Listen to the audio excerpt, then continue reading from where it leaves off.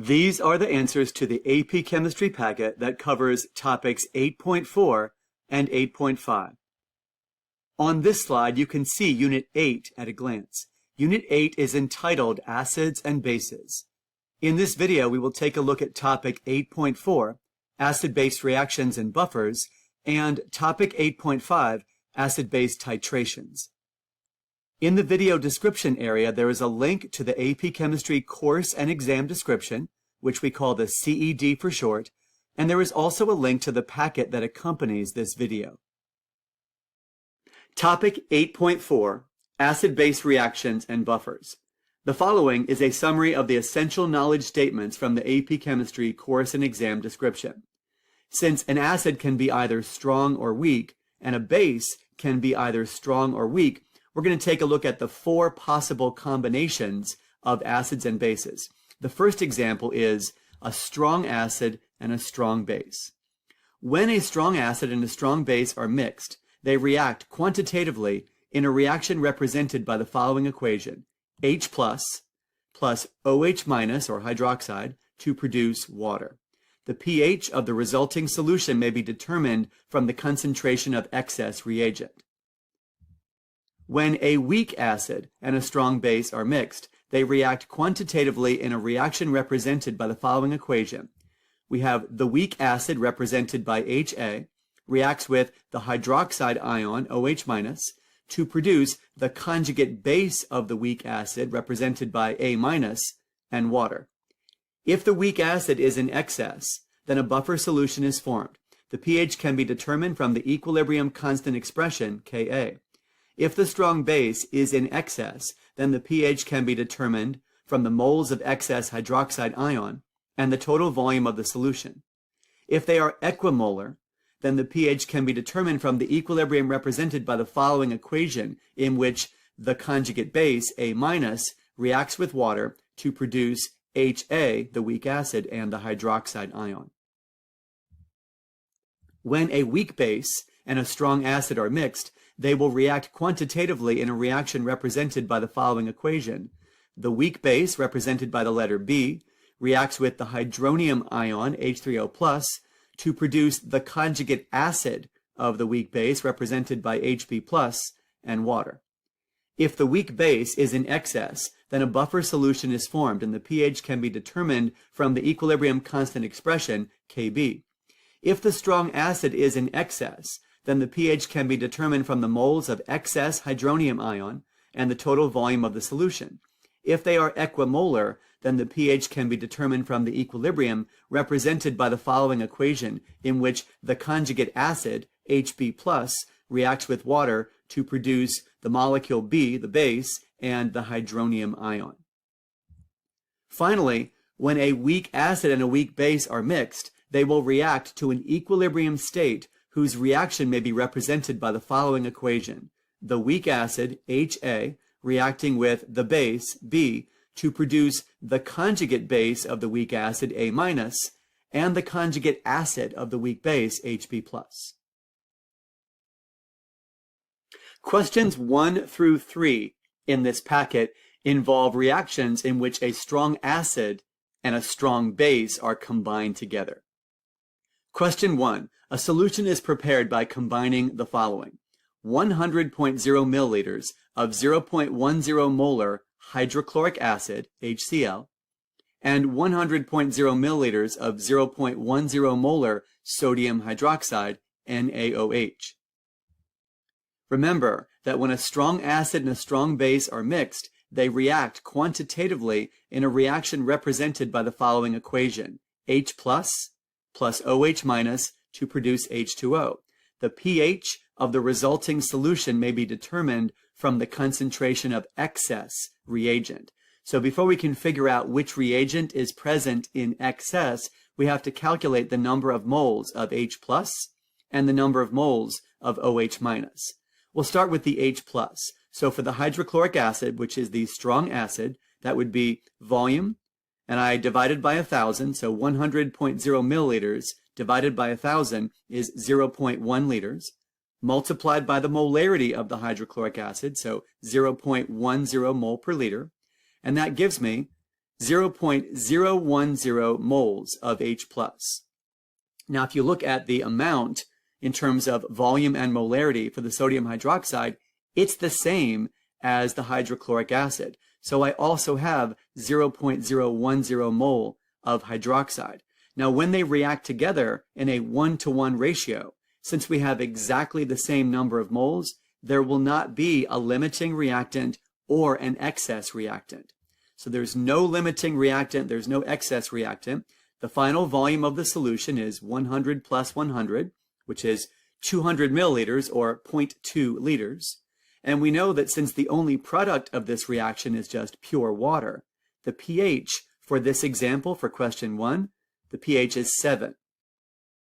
So when a strong acid and a strong base react together in equimolar amounts, in other words, the same number of moles of H plus and OH minus, all we get is a sample of pure neutral water. So the concentration of H plus is going to be equal to the concentration of OH minus.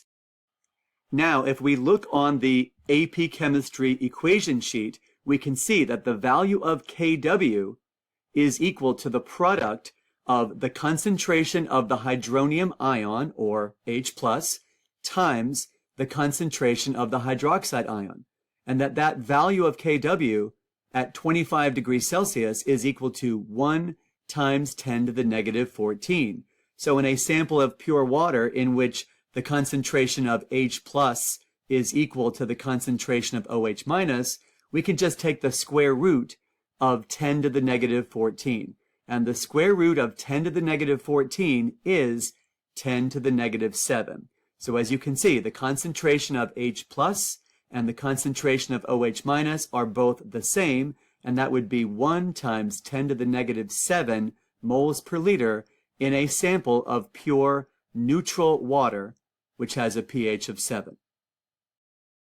Now, in questions 2 and 3, you will see a different number of moles of H+ and OH- reacting together. So in questions 2 and 3, there will be a limiting reagent and an excess reagent. Let's take a look. So here is question 2. A solution is prepared by combining the following. So we have a different example of a strong acid and a strong base. This is hydrobromic acid, HBr, and potassium hydroxide, KOH. 260.0 milliliters of 0.10 molar HBr. Let's multiply volume times molarity to get the number of moles of H+. So 260 milliliters is 0.26 liters times 0.10 mole per liter, and that gives us a value of 0.026 moles of H+. Now with the strong base, the source of the hydroxide, KOH, it's 0.24 liters times 0.10 mole per liter. So we get 0.024 moles. So as you can see, we have a different number of moles in this example. The number that is larger will be the excess reagent, and the number that is smaller is the limiting reagent because they react in a 1-to-1 mole ratio. So since 0.026 is our larger number, that's going to be the excess reagent. And since 0.024 is our smaller number, that's going to be the limiting reagent. Now, the difference between the larger and the smaller number tells us how much extra of the excess reagent in terms of moles will be left over. So 0.026 minus 0.024 is 0.002. So that is 0.002 moles of H+, the excess reagent, is left over. Now we have to do concentration. So to get concentration, let's take a look at the total volume. The total volume is 260 plus 240, which is 500 milliliters or 0.5 liters. The concentration of H+ would be moles divided by liters, 0.002 moles of H+ divided by 0.5000 liters. That gives us a concentration of H+ of 0.0040 moles per liter. Now, the next thing that we need to calculate in this table is the concentration of the hydroxide ion. So if we look at the equation sheet, we can see that the Kw is equal to the product of the concentration of the hydronium ion, or H+, times the concentration of the hydroxide ion, and that is equal to 1 times 10 to the negative 14. And since we already know the concentration of H+, or the hydronium ion, then the math that we can do is 1 times 10 to the negative 14 divided by the concentration that we already know, which is H+. So it's going to be 1 times 10 to the negative 14 divided by the concentration that we already know, which is H+, and that's 0.0040 moles per liter. So when we do that math, we get that the concentration of the hydroxide ion in this solution is 2.5 times 10 to the negative 12 moles per liter. Now our final calculation is the pH, so if we take the negative log of the concentration of the hydronium ion, or H+, that's going to be the negative log of 0.0040 moles per liter. And when we do that math, the negative log of 0.004 is equal to 2.4. So it should make sense to you that the pH of this solution in question 2 is 2.40, and that's less than 7. And since we have an excess of H+, or the hydronium ion, then an excess of H+ should give us a pH that is less than 7. Now let's take a look at question 3, where there's going to be an excess amount of base. So we have a different strong acid. This is nitric acid, HNO3, and we have barium hydroxide, Ba parentheses OH2. So let's start with the concentration of H+ for the nitric acid solution. The volume is 380 milliliters. That would be 0.38 liters times 0.1 moles per liter. So we get 0.038 moles of H+. Now with the barium hydroxide calculation, we have to be careful because 1 mole of barium hydroxide actually contains 2 moles of hydroxide because of the parentheses around the OH multiplied by 2. So let's remember that if we do volume times molarity, so 0.42 liters, 420 milliliters is 0.42 liters, times 0.050 moles of barium hydroxide per liter, if we stopped right now, that would be moles of barium hydroxide, but that would not be the number of moles of individual hydroxide ions. So there are 2 moles of hydroxide for every 1 mole of barium hydroxide. 0.42 times 0.05 times 2 gives us a value of 0.042 moles of hydroxide. So in question 2, the excess reagent was H+, but here in question 3, we can see that the hydroxide is going to be the excess reagent because 0.042 is larger than 0.038. So H+ is limiting, hydroxide is excess, and the difference between them will tell us how many moles of the excess reagent is left over. So 0.042 minus 0.038 is equal to 0.004 moles. That's 0.004 moles of the hydroxide remains excess after the reaction has occurred. What's our total volume? So we can do concentration. Remember, concentration is moles per liter, so we have to do moles divided by liters. Our total volume is 380 plus 420, which is 800 milliliters, or 0.8 liters. Let's start with the hydroxide, since that is the excess reagent. So the concentration of hydroxide in this solution would be 0.004 moles divided by 0.8 liters, and we get a value of 0.0050 moles per liter. Now, if that is the concentration of hydroxide, then that means that the concentration of H+ will be obtained by doing Kw, so 1 times 10 to the negative 14, divided by the concentration of hydroxide. So 10 to the negative 14 divided by 0.005 gives us a value of 2.0 times 10 to the negative 12 moles per liter. Now, if you take the negative log of the hydroxide concentration, this is what you get. So the negative log of 0.0050 is equal to 2.30. Is 2.30 our pH? No, what we just did was we took the negative log of the hydroxide concentration, which means 2.30 is not the pH, but rather the pOH. So to get the pH, we still have to do 14 minus the pOH. So 14 minus 2.30 is 11.70. That is our answer for the pH, which makes sense because since we have an excess amount of hydroxide, we would expect the pH to be higher than 7, not less than 7. Okay, now we're going to take a look at reaction between a weak acid and a strong base. So remember that when a weak acid and a strong base are mixed, they react quantitatively in a reaction represented by the following equation. The weak acid, represented as HA, reacts with the strong base, the hydroxide ion, to produce A-, which is the conjugate base of the weak acid, and water. If the weak acid is in excess, then a buffer solution is formed. The pH can be determined from the equilibrium constant expression, Ka. If the strong base is in excess, then the pH can be determined from the moles of excess hydroxide ion and the total volume of the solution.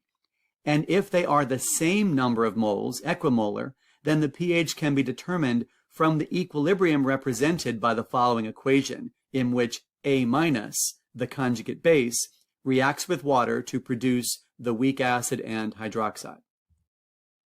In this section of the video, we will take a look at the reaction between a weak acid and a strong base. The weak acid will be nitrous acid, HNO2. The strong base will be sodium hydroxide, NaOH. In each part of question 4, we will do a pH calculation. And at the end of question 4, you will see a titration curve, which is a summary of all of the different pH calculations that we did. So to start, in part A, we're going to take a look at the pH of this nitrous acid solution before any base is added to it. So it says nitrous acid, HNO2, is a weak acid that ionizes an aqueous solution according to the equation shown below. Part A, calculate the pH of a 0.20 molar nitrous acid solution. A rice table is shown below to guide you.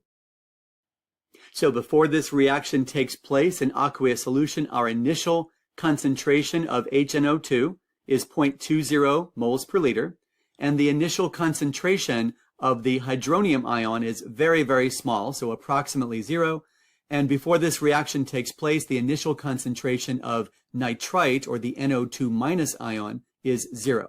As the reaction proceeds, the concentration of HNO2 decreases by X, and the concentration of both the hydronium ion and the nitrite ion increase by X, so that at equilibrium, we have concentrations of 0.2 X, X, and X, which we can plug in to the equilibrium constant expression, Ka, for nitrous acid. So on the top, we have X times X, and on the bottom, we have 0.20 minus X. Before we solve for X, which will be the hydronium ion concentration, let's make that simplifying assumption to help us avoid a quadratic equation. So because X is going to be a relatively small number, much smaller than 0.20, on the bottom of this expression, we can change 0.20 minus X to just 0.20 because X is much smaller than 0.20. Now, the next thing I will do to solve for X is I will multiply both sides of this equation by 0.20. So I get that X squared is equal to 8.0 times 10 to the negative 5. I will take the square root of this number so I can solve for X. And so X, which represents the concentration of the hydronium ion, is the square root of 8 times 10 to the negative 5, which is 0.0089. Since this value is the concentration of the hydronium ion, all I have to do now to get the pH of this solution is take the negative log of the concentration of the hydronium ion. So the negative log of 0.0089 is equal to 2.05. So the pH of 2.05 is my initial pH of this weak acid solution before any of the base is added. Now, in parts B through F of question 4, we will see that increasing amounts of the strong base, sodium hydroxide, will be added to the solution of the weak acid, nitrous acid. So here are some guidelines for solving a weak acid plus strong base problem. Remember that when I refer to the formula HA, that is the generic formula of a weak acid, and A- represents the conjugate base of that weak acid. So when you are solving a weak acid plus strong base problem, make a rice table for the reaction between the weak acid, HA, and the strong base, hydroxide. It is often easier to use units of moles in the rice table instead of concentration in units of moles per liter. If the moles of hydroxide are less than the original moles of HA, use the data from the final row, the E row of the rice table, and the total volume of the solution in liters to calculate the concentration of HA and the concentration of A- in units of moles per liter. Plug in the values for the concentration of HA and A- into the Ka expression. Make assumptions to avoid using the quadratic equation, solve for the concentration of hydronium, and calculate the pH. Then, when you get to that point, which is known as the equivalence point in an acid-base titration, where the number of moles of hydroxide are the same as the number of moles of the weak acid. So if OH- and HA are equimolar, this means that all of the original HA molecules have been converted into A- ions. Switch from a Ka expression to a Kb expression at this point, because of the presence of the conjugate base, A-, which reacts with water as follows: A- plus H2O to produce HA and hydroxide. Use the data from the E row and the total volume of solution in liters to calculate the concentration of A- in units of moles per liter. Plug in the value for the concentration of A- into the Kb expression, solve for the concentration of hydroxide, and then calculate POH and pH. Now, past the equivalence point in a titration, if the moles of hydroxide are greater than the original moles of the HA, there is an excess amount of hydroxide in solution. Use the data from the E row of your rice table and the total volume of solution in liters to calculate the concentration of hydroxide in units of moles per liter. Calculate POH and pH. So now let's go ahead and take a look at parts B through F of question 4. Part B is entitled Before the Half Equivalence Point. So we've already added a little bit of the base in the acid-base titration, but this is still pretty early in the titration experiment. You'll notice that the rice table has moles and not concentration for the units. To get moles, we're going to do volume times molarity. Let's start with the HNO2, the nitrous acid. We have a volume of 50 milliliters, so that would be 0.05 liters. Let's multiply by the molarity of the nitrous acid, so times 0.2 moles per liter, and 0.05 times 0.2 gives us 0.010 moles. So that goes into the initial row of the rice table. Now let's do the same thing for the hydroxide. We have 20 milliliters of a 0.20 molar sodium hydroxide solution. So 20 milliliters is 0.02 liters times 0.2 moles per liter, and 0.02 times 0.2 is 0.004 moles of hydroxide. Now, for the number of moles of the nitrite ion, NO2-, well, if the reaction hasn't happened yet, that would be 0 at the beginning. You can see that there is a limiting reactant situation here. The number of moles of hydroxide added is less than the total number of moles of the nitrous acid. So since 0.004 is less than 0.01, that makes hydroxide the limiting reactant. This tells us the change in the next row of the table. So the amount of nitrous acid will decrease by 0.004. The amount of hydroxide will also decrease by 0.004. and the amount of moles of the product, the nitrite ion, NO2-, will increase by 0.004. When we do the math from top to bottom to figure out how many moles we have at this point, we have 0.01 minus 0.004, which is equal to 0.006. We have essentially no moles of hydroxide at this point if the reaction has occurred between these two quantities, and we've produced 0.004 moles of NO2- or nitrite. You'll notice that the next thing you see below the rice table are concentrations. So we have to change from moles to molarity, moles per liter. We did our rice table in terms of moles to make it easier on the math, but now let's consider what the total volume of the solution is at this point.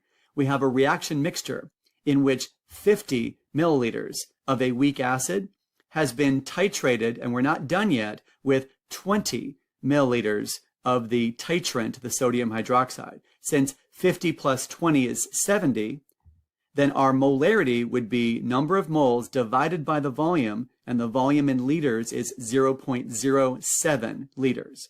So for the concentration of HNO2, here's the math that I did.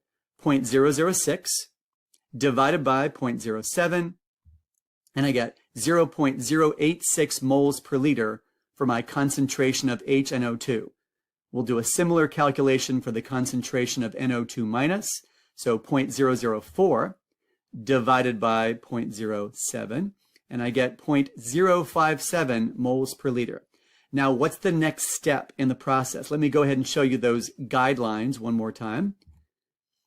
We have calculated the concentration of HA and A- in units of moles per liter. Now, we plug in these values for the concentration of HA and A- into the Ka expression.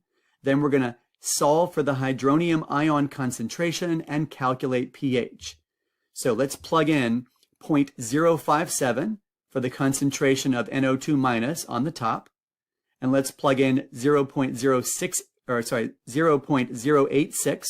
for the concentration of the nitrous acid on the bottom. And since we don't know the concentration of hydronium ion, that's what we're solving for. And this is equal to the Ka, which we were given in this problem. The Ka is 4.0 times 10 to the negative 4. Let's go ahead and just do the math to solve for the concentration of the hydronium ion based on these numbers. So here's the math. 4 times 10 to the negative 4 times 0.086 divided by 0.057. And when we do that math, we get 6.0 times 10 to the negative 4 moles per liter. All we have to do now to get the pH is take the negative log of the concentration of the hydronium ion. So the negative log of 6.0 times 10 to the negative 4 is equal to 3.22.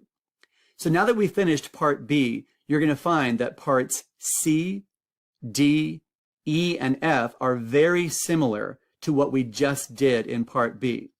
What's similar is that we're going to have 0.010 moles of nitrous acid. That's the initial number of moles, and we're going to keep that same value. We're going to go back to the beginning, the initial number of moles. But what's going to change is that the number of moles of the hydroxide ion will keep increasing steadily all the way until what's called the equivalence point, and then we'll go even past the equivalence point where there's an excess amount of hydroxide. So now let's take a look at part C.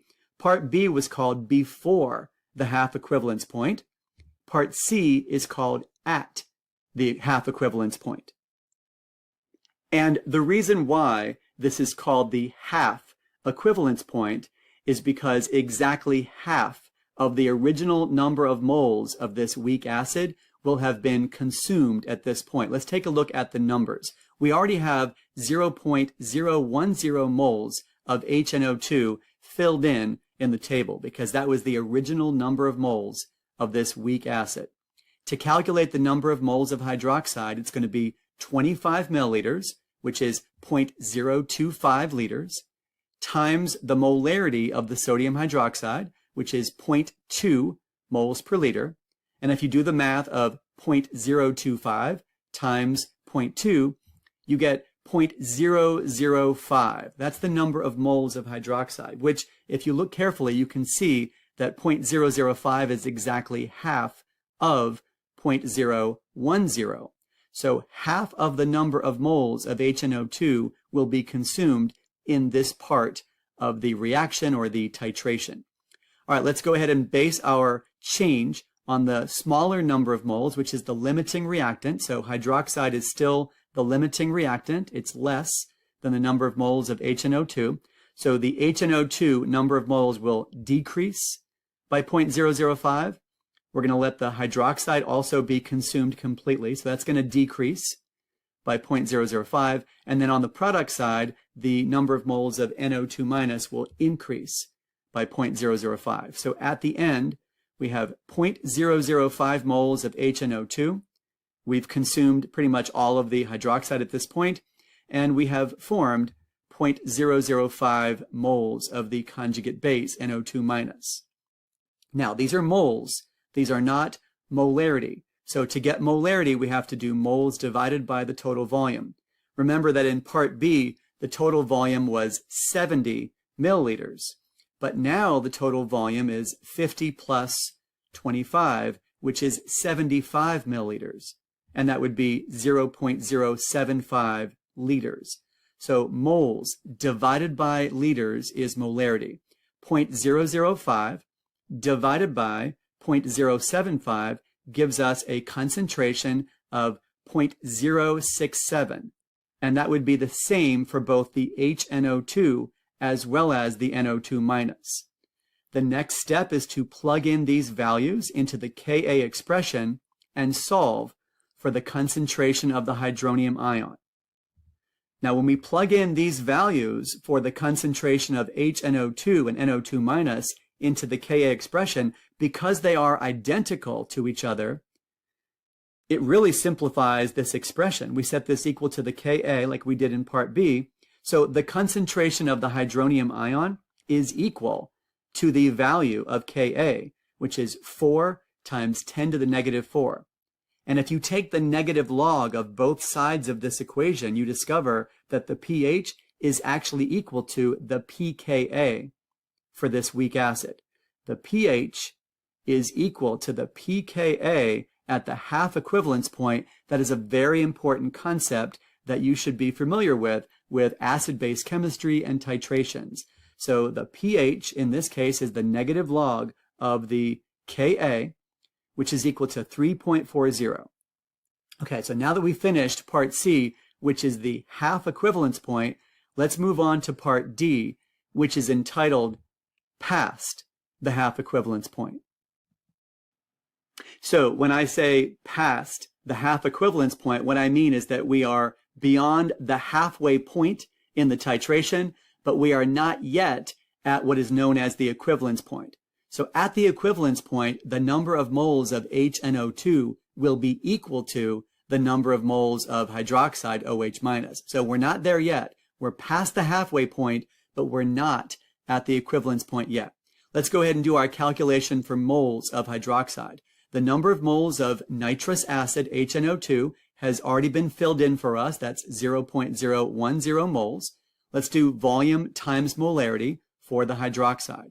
So the volume is 30 milliliters, which is 0.03 liters, times the concentration of sodium hydroxide, which is 0.2 moles per liter, and 0.03 times 0.2 is equal to 0.006 moles. As you can see, the number of moles of hydroxide is still less than the number of moles of HNO2 nitrous acid, so we're not yet at the equivalence point. So because hydroxide is still the limiting reactant, that will define the magnitude of change in our Rice table. So HNO2, the moles will decrease by 0.006. We're going to consume all the hydroxide, so that will also decrease by 0.006. And the number of moles of NO2 minus or nitrite will increase by 0.006. So at the end, we have 0.01 minus 0.006, which happens to be 0.004. Essentially, all of the hydroxide has been consumed at this point, and we have number of moles of NO2 minus 0.006. Now in part C, we had a total volume of 75 milliliters. It was 50 plus 25. Now our total volume is 50 plus 30, which is 80 milliliters. So 80 milliliters is 0.080 liters. To get concentration, we still do moles divided by liters. So it's going to be, in this case, 0.004 moles of HNO2 divided by 0.08 liters. That gives me a value of 0.050 moles per liter. And then for the nitrite ion, the NO2 minus, the conjugate base, it's going to be 0.006 divided by 0.08 liters. And when we do that math, we get 0.075 moles per liter. We're going to do the same thing we did in parts B and C, which is to take these values for the concentration of HNO2 and the concentration of NO2 minus and plug them in to the Ka expression. And then we're going to solve for the concentration of the hydronium ion, and then we can take the pH. So to solve for the concentration of the hydronium ion, the math will be the following. The Ka, which is 4 times 10 to the negative 4, times 0.05 divided by 0.075. So when we do that math to solve for the concentration of the hydronium ion, we get 2.7 times 10 to the negative 4. All we have to do now to get the pH is take the negative log of the concentration of the hydronium ion. So the negative log of 2.7 times 10 to the negative 4 is equal to 3.57. So now you will see, as we move on to part E of this question, that we have finally arrived at the equivalence point. So we define the equivalence point in an acid-base titration as when the number of moles of acid is equal to the number of moles of base. So the number of moles of acid that we started with was 0.010 moles of nitrous acid, HNO2. If we do the calculation for the number of moles of hydroxide, it would be volume times molarity. So 50 milliliters is 0.05 liters. We multiply by the molarity, which is 0.2 moles per liter, and 0.05 times 0.2 is equal to 0.010 moles. So as we proceed in this acid-base titration, and we've reached the equivalence point, this is when we switch from a Ka to a Kb, because all of the molecules of the nitrous acid, the weak acid, will be converted into ions of the conjugate base, in this case NO2 minus. So I'm going to decrease the number of moles of each reactant by that same value. So minus 0.01 moles, minus 0.01 moles, and on the product side, the conjugate base, NO2 minus, that is going to increase by 0.01 moles. So we have pretty much consumed all of the reactants, and we have only the product, NO2 minus. So for my concentration of NO2 minus, it will be moles divided by liters. My total volume at this point is 50 plus 50, which is 100 milliliters, or 0.1 liters. So the concentration of NO2 minus is 0.01 divided by 0.1. So our concentration is 0.1 moles per liter. Now, since the NO2 minus behaves as a weak base in aqueous solution, we can no longer use the Ka expression. We have to switch to the Kb expression. And so the Kb expression, that's what we're doing right now, because this conjugate base is dominating the pH at the equivalence point. So it says here in our guidelines that we switch from Ka to Kb at this point because all of the original HA molecules have been converted into A- ions. And the A-, the conjugate base, reacts with water as follows. A- plus H2O to make HA and hydroxide. So we're going to plug this number for the concentration of A- or the NO2 minus ion into the Kb expression. So what I've got there at the bottom left of the slide is not the Ka, but rather the Kb. And if you look on the AP Chemistry equations and constants sheet, you will see the equation that I also have listed on this slide in the lower left corner. This equation relates the Ka and the Kb for a conjugate acid-base pair. So the product of Ka times Kb equals Kw, which is 1 times 10 to the negative 14. Since we already know the value of Ka for nitrous acid, which is 4 times 10 to the negative 4, that's the number that we have been using in parts A, B, C, and D, which we can no longer use now. We're going to calculate the value of Kb for the conjugate base NO2- by doing this mathematical operation. So based on this relationship between Ka and Kb, we do 1 times 10 to the negative 14 divided by the Ka, which is 4 times 10 to the negative 4. And when we do that math, we get 2.5 times 10 to the negative 11. That is the value of Kb for the NO2- ion. Now, we have to plug in the values that we know, but the only value that we know in this Kb expression is the concentration of the NO2-, which goes on the bottom. So 0.10 moles per liter goes on the bottom. Since the top, those numbers are unknown to us, we call that X and X. Let's go ahead and solve for X, which when we do will be the concentration of hydroxide. So I'm going to multiply both sides of this equation by 0.1. So X squared is equal to 2.5 times 10 to the negative 12. I will take the square root of that number to solve for X. And so X, which represents the concentration of hydroxide, is the square root of 2.5 times 10 to the negative 12, which works out to be 1.6 times 10 to the negative 6 moles per liter. If I negative log that value, that will not be the pH. So if I negative log 1.6 times 10 to the negative 6, that will be the pOH. I still have to do 14 minus the pOH to get the pH. So don't forget the fact that we have solved for X, which is not H plus, but rather OH minus. So the negative log of 1.6 times 10 to the negative 6 moles per liter is a pOH of 5.80, and 14 minus 5.8 is my pH, which is 8.20. So now we have calculated the pH at the equivalence point.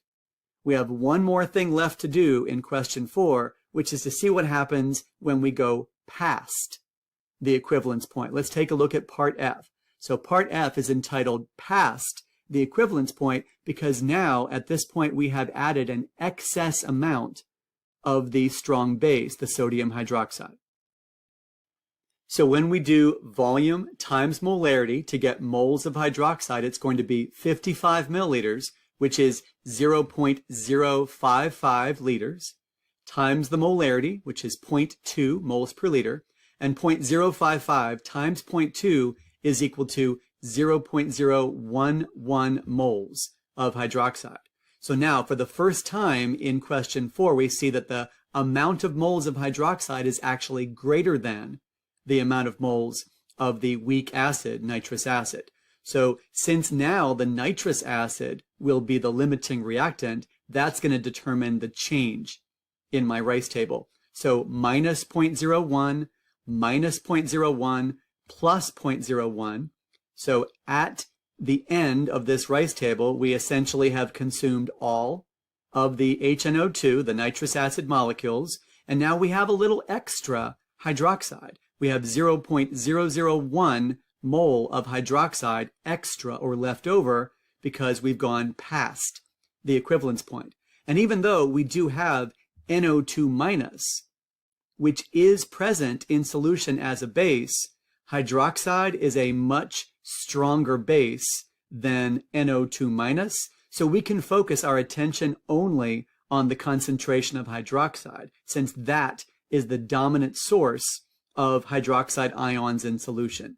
So what I'm saying here in that guidelines that I had presented earlier in the video is that if the number of moles of hydroxide are greater than the original number of moles of the weak acid, which is what we have right now, we're past the equivalence point, then there is an excess amount of hydroxide in solution.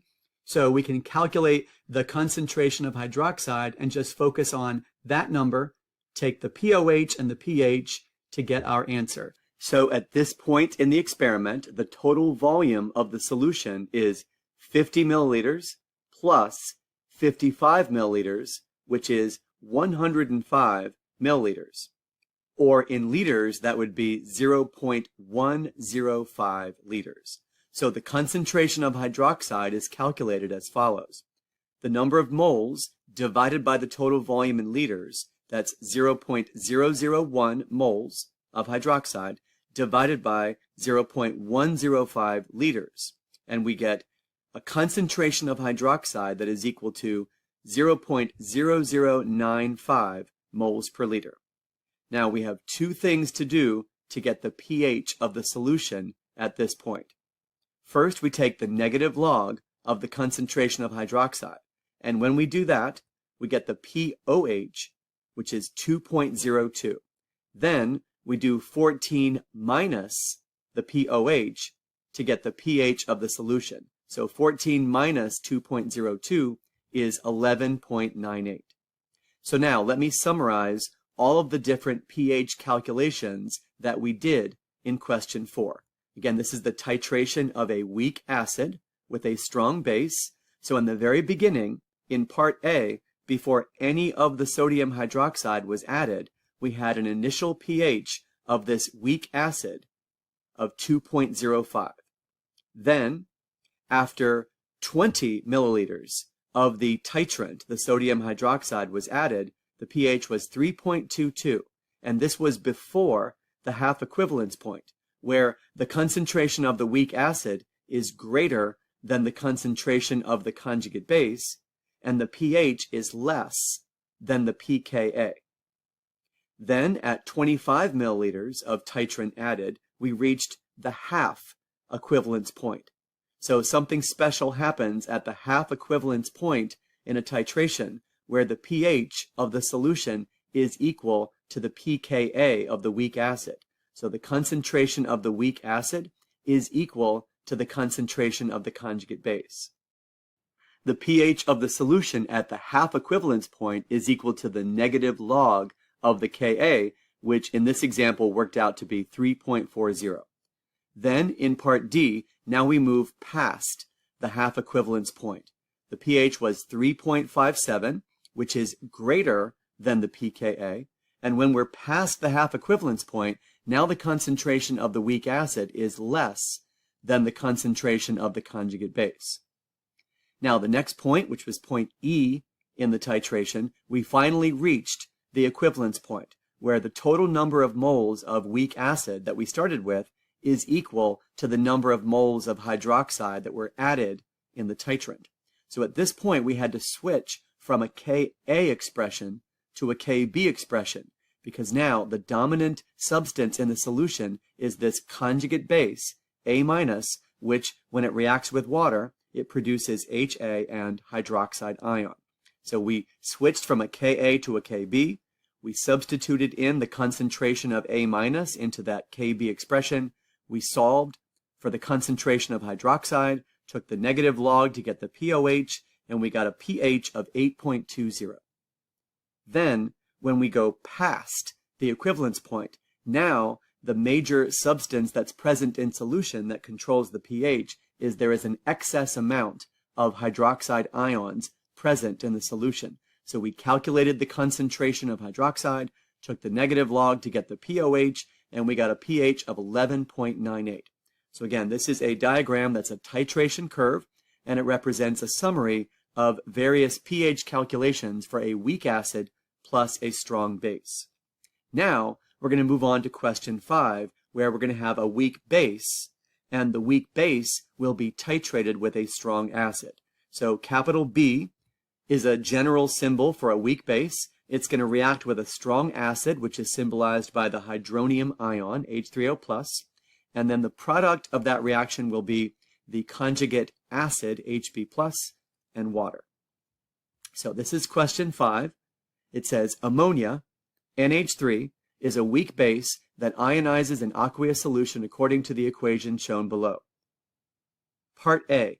Calculate the pH of a 0.20 molar ammonia solution. A rice table is shown below to guide you. So since we have an initial concentration of ammonia, NH3, of 0.20 moles per liter, that's already filled in the rice table, and since this reaction has not happened yet, the initial concentration of the ammonium ion, which is the conjugate acid, is 0. And the concentration of hydroxide in pure water is so small, it is approximately 0. So as this reaction proceeds, the ionization of the weak base ammonia, the concentration of ammonia will decrease by X, and the concentration of both products, the ammonium ion and the hydroxide ion, will increase by X. So at the end of our rice table, we have 0.20 minus X and X for the concentrations of those three substances. We can now put them into the Kb expression.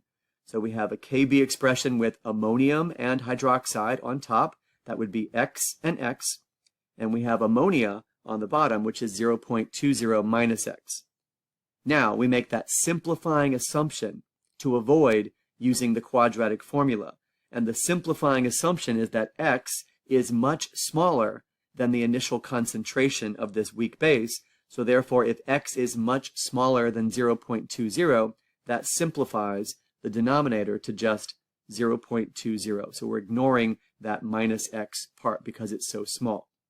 Then we multiply both sides of the equation by 0.20, and we get X squared is equal to 3.6 times 10 to the negative 6. Now we have to square root the number to get the concentration of the hydroxide ion. So X is equal to the square root of 3.6 times 10 to the negative 6.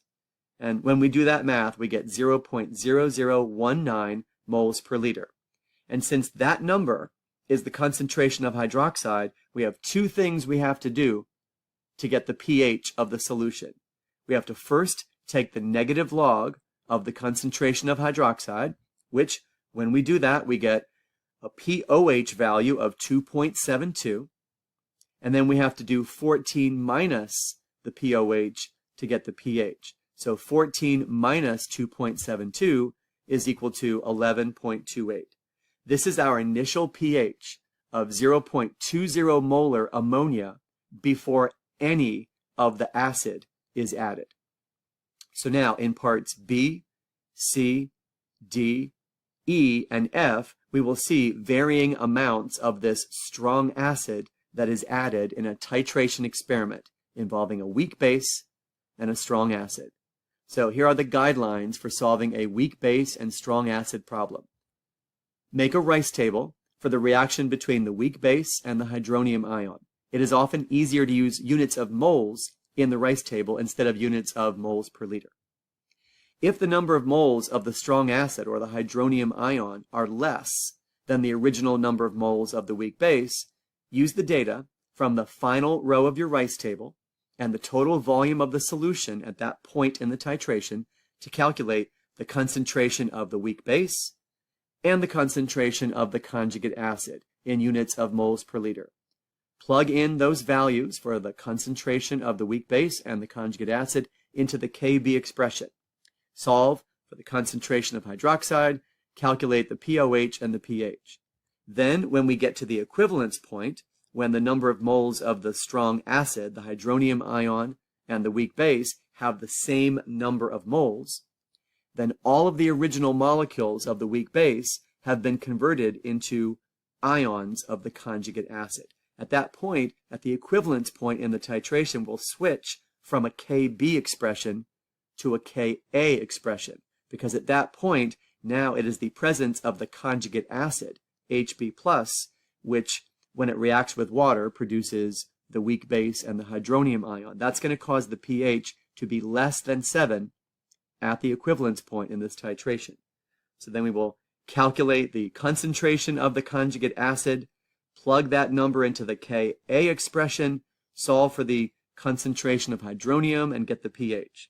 And then when we go past the equivalence point with an excess amount of this strong acid, when we have an excess amount of moles of the hydronium ion, then we will calculate the concentration of the excess hydronium, and take the negative log to get the pH. So again, this is part B of question 5. We're talking about the titration of a weak base, ammonia, with a strong acid, which is nitric acid, HNO3. This is before the half equivalence point. So now, in order to fill in the initial number of moles of each reactant in our rice table, let's do volume times molarity to get moles. So we have 50 milliliters of 0.20 molar ammonia. So 50 milliliters would be 0.05 liters times the molarity, which is 0.2 moles per liter. And 0.05 times 0.2 is 0.010 moles of ammonia. That's how many moles of the ammonia that we start with in this titration. At this point, in part B, we are before the half equivalence point. So only 20 milliliters of the titrant, which is 0.20 molar nitric acid, that's a strong acid, have been added. So 20 milliliters is 0.02 liters times the molarity, which is 0.2 moles per liter. So 0.02 times 0.2 is equal to 0.004 moles of the strong acid, which is represented as the hydronium ion in this rice table. Before this reaction takes place, we don't have any moles of the product, which is the ammonium ion, NH4+. And since the hydronium ion has a smaller number of moles than the number of moles of the weak base, that makes the hydronium ion the limiting reactant. So that determines the change in the C part of the rice table. So the number of moles of ammonia will decrease by 0.004. The number of moles of the hydronium ion will also decrease by 0.004. And the number of moles of the ammonium ion will increase by 0.004. So now at the end of our rice table, at this point, we have 0.006 moles of ammonia. We've consumed all of the moles of the hydronium ion, so that is essentially 0. And we now have 0.004 moles of the ammonium ion. But these are moles. They're not concentration. They're not molarity. We have to get moles per liter so we can plug in the concentrations into this Kb expression. So the total volume at this point is 50 milliliters plus 20 milliliters, which is 70 milliliters. Or in liters, that would be 0.070 liters. So to calculate the concentration of the ammonia, it would be 0.006 moles divided by 0.07 liters, and we get 0.086 moles per liter for the concentration of ammonia. We do a similar calculation to get the concentration of NH4+ ammonium. That would be 0.004 divided by 0.07, and we get a concentration of 0.057 moles per liter. So now that we have the concentration of ammonia and ammonium, we plug in those values into the Kb expression. So we're at this point where we have taken the data from the final row of the rice table and the total volume of the solution to calculate the concentration of both the weak base and the conjugate acid. So now we're going to plug in those concentration values into the Kb expression and solve for the concentration of hydroxide and get the pOH and the pH. So in our Kb expression, we have 0.057 times the concentration of hydroxide divided by 0.086.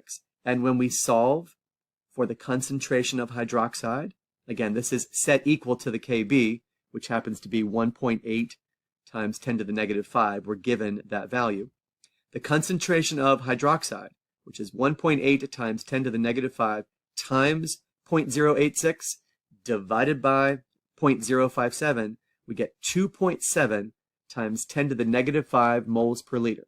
So we have two things to do to go from the concentration of hydroxide to the pH of the solution at this point. First, let's take the negative log of the concentration of hydroxide. So the negative log of 2.7 times 10 to the negative 5 equals 4.57. So that is our POH. And then 14 minus 4.57 is equal to 9.43. That is our pH. So now we have the pH at this point after 20 milliliters of the titrant, the strong acid, nitric acid, has been added. So now as we move on to part C of this question, we will get to the half equivalence point. So here at the half equivalence point, remember, something special happens where the concentration of the weak base will be equal to the concentration of the conjugate acid. So 25 milliliters of the 0.20 molar nitric acid has been added. 25 milliliters is 0.025 liters. We multiply by the molarity because volume times molarity equals moles. So 0.025 times 0.2 moles per liter, and that gives us a value of 0.005 moles. That's exactly half the number of moles of the weak base that we started with. So the hydronium ion is still the limiting reactant, and that will determine how the change occurs in the Rice table. So for the ammonia, the number of moles will decrease by 0.005.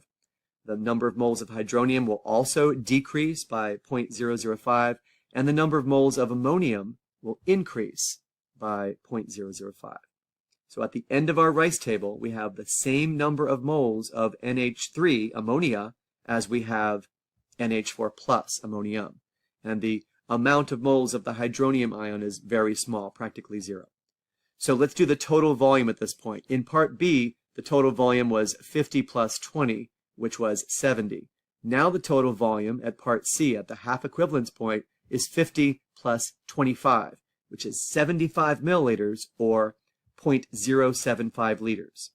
So the concentration of both the ammonia and the ammonium is the same value, which is 0.005 divided by 0.075, and we get 0.067 moles per liter. When we plug in those numbers into the Kb expression, this will be a very simplified answer in that the concentration of hydroxide is exactly equal to the Kb for ammonia. So because 0.067 is on the top and on the bottom, they cancel out. So the concentration of hydroxide is equal to the Kb, which is 1.8 times 10 to the negative 5. So the negative log of the concentration of hydroxide will get us the POH, and it happens to be equal to the pKb for ammonia. It works out to be 4.74. So the POH is equal to the pKb at the half equivalence point, and 14 minus 4.74 is our pH. So 14 minus 4.74 is 9.26. So now we are at the half equivalence point. The next point in our titration will be letter D. This will be past the half equivalence point. So now we're at a point where 30 milliliters of the titrant, the 0.20 molar nitric acid, has been added. So 30 milliliters, or 0.03 liters, volume times molarity equals moles. So we take our volume, multiply by our molarity, and 0.03 times 0.2 gives us 0.006 moles of the strong acid, which will be the number of moles of the hydronium ion that are added. Now this is still less than the number of moles of ammonia. So we are past the halfway point, but we are not yet at the equivalence point. So the ammonia is still in excess. The hydronium is still the limiting reactant. So for the change row of our Rice table, it's based on the limiting reactant. So the number of moles of ammonia decreases by 0.006. The number of moles of hydronium also decreases by 0.006. And the number of moles of the ammonium ion, NH4+, increases by 0.006. So at the end of our Rice table, we have 0.004 moles of ammonia. Essentially, all of the moles of the hydronium ion has been consumed at this point. And we have 0.006 moles of the ammonium ion. But these are moles. These are not concentration values. So before we can plug in the values into the Kb expression, we have to calculate the concentration of ammonia and ammonium in units of moles per liter. Our total volume at this point in the titration is 50 plus 30. So that's 80 milliliters, or 0.08 liters. So the concentration of ammonia would be calculated as 0.004 moles divided by 0.08 liters, and we get a value of 0.05 moles per liter. And the concentration of the ammonium ion is 0.006 moles divided by the total volume of 0.08 liters. We do that math and we get 0.075 moles per liter. Now that we know the concentration of both ammonia and ammonium, we can plug in those values into the Kb expression, solve for the concentration of hydroxide, take the negative log to get the pOH, and then get the pH by doing 14 minus that. So here are the values: 0.075 for ammonium on the top, 0.05 for the ammonia on the bottom. We rearrange the equation to solve for the concentration of hydroxide, and we get that the concentration of hydroxide is equal to 1.8 times 10 to the negative 5 times 0.05 divided by 0.075, and that gives us a concentration of 1.2 times 10 to the negative 5 moles per liter. When we take the negative log of that number, we get the pOH, which is 4.92, and 14 minus that value gives us the pH of the solution, and that is 9.08. So this was past the half equivalence point, but we're not yet at the equivalence point. As we move on to part E of this question, we will finally reach the equivalence point. So this is part E, and now we have to make that switch.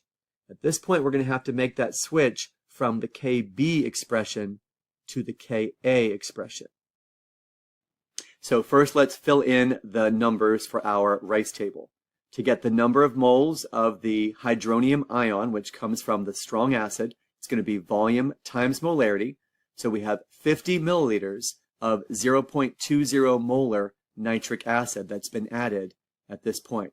50 milliliters is 0.05 liters times the molarity, which is 0.2 moles per liter, and we get that 0.010 moles of the strong acid has been added.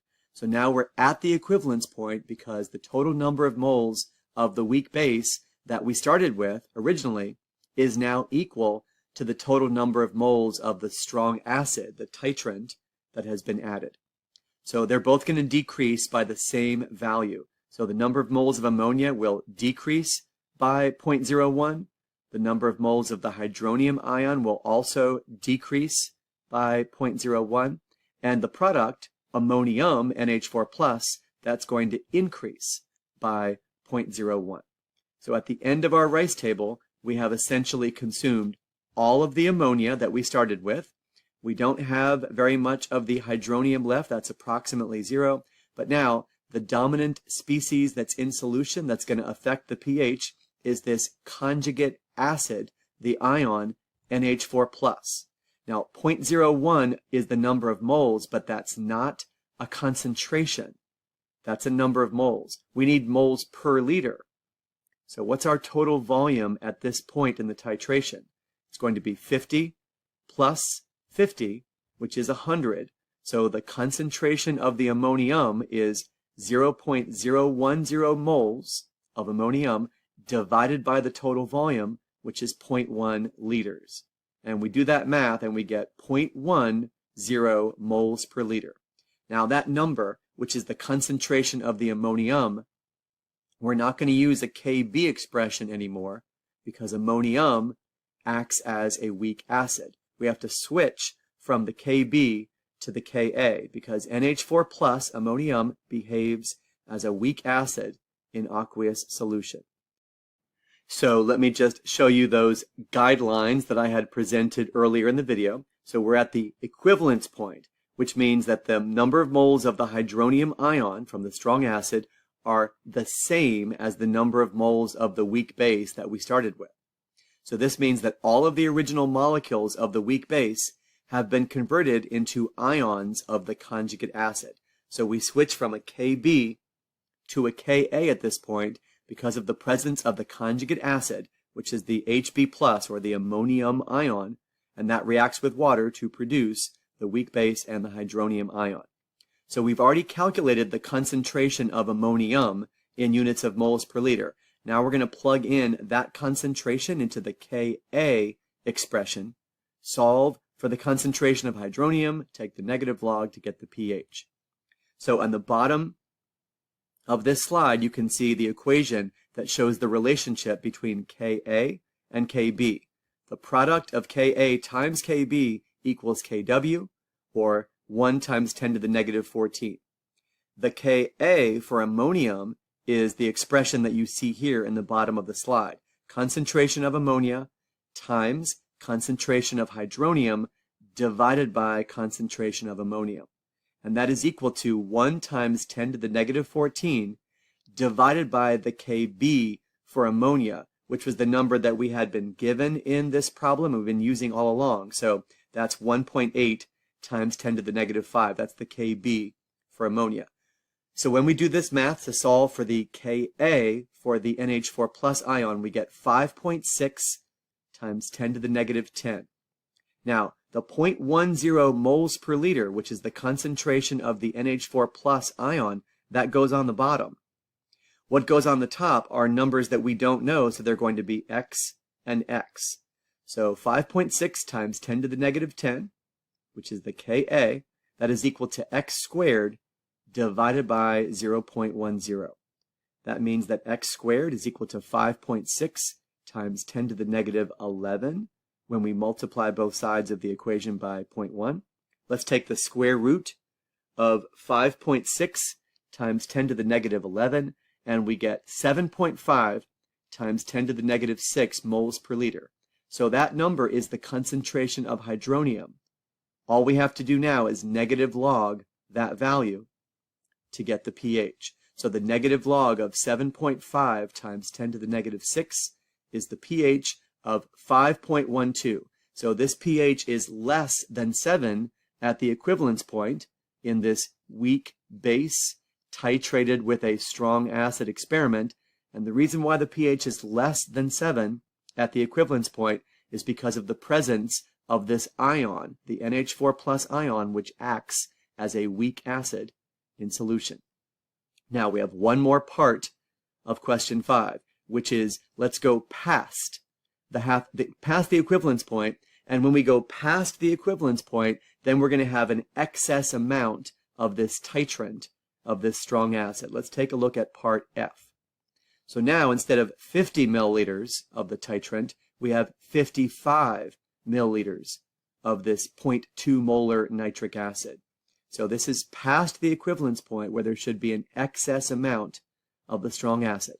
55 milliliters is 0.055 liters.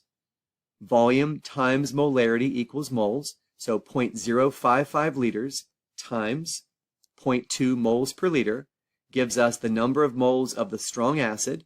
That's 0.011 moles. So now for the first time in question 5, the hydronium ion is present in an excess amount. So the limiting reactant is now the ammonia, the NH3. So that's going to determine the change in our Rice table. So the number of moles of ammonia will decrease by 0.01. The number of moles of the hydronium ion will also decrease by 0.01. And the number of moles of the NH4 plus ion will increase by 0.01. So at this point, which is past the equivalence point, we have essentially no moles of the ammonia left at all, but there is a little bit of the excess strong acid, the hydronium ion. That's 0.001 moles of hydronium that is extra or excess. And yes, we still have the NH4 plus, the conjugate acid of ammonia, but since the hydronium ion is a much stronger acid than the NH4 plus ion, then we can focus at this point when we're past the equivalence point, we can focus on the amount of excess hydronium. So like it said in the guidelines, if the number of moles of hydronium are greater than the original number of moles of the weak base, then there is an excess amount of hydronium in the solution. calculate the concentration of hydronium, and negative log that to get the pH. So 0.001 moles of hydronium, that's not a concentration. That's a number of moles. The total volume would be 50 plus 55, which is 105 milliliters, or 0.105 liters. So to get the concentration of the hydronium ion in solution at this point, it would be 0.001 moles divided by 0.105 liters total volume. And when we do that math, we get 0.0095 moles per liter. Now that's the concentration of the hydronium ion, which means all we have to do is negative log that value to get the pH. So the negative log of 0.0095 gives us a pH of 2.02. So that is the pH when we go past the equivalence point in this titration. So now let's take a look at that titration curve. This is for a weak base being titrated with a strong acid. So in part A of question 5, we calculated the initial pH of the weak base, which was 11.28. So at that point, before any of the strong acid was added, it was 11.28. Then after 20 milliliters of the strong acid, the titrant, was added, we had a pH of 9.43. And this was before the half equivalence point. So at this point in the titration, the concentration of the weak acid, NH4+, was less than the concentration of the weak base, NH3. And the pH at this point is greater than the pKa for the ammonium ion. So I'm showing it in terms of pKa and not pKb, just to make sure that this is parallel to what I had presented in question 4. So I'm referring to the pH and comparing it to the pKa. I'm referring to the pKa for the ammonium ion, or Hb+. So at this point, the pH is greater than the pKa, but of course it's still falling as we proceed. Then we get to that special situation at the half equivalence point. So now the pH is equal to the pKa for the ammonium ion, or Hb+. That was 9.26. So that pH is the negative log of the Ka for the ammonium ion.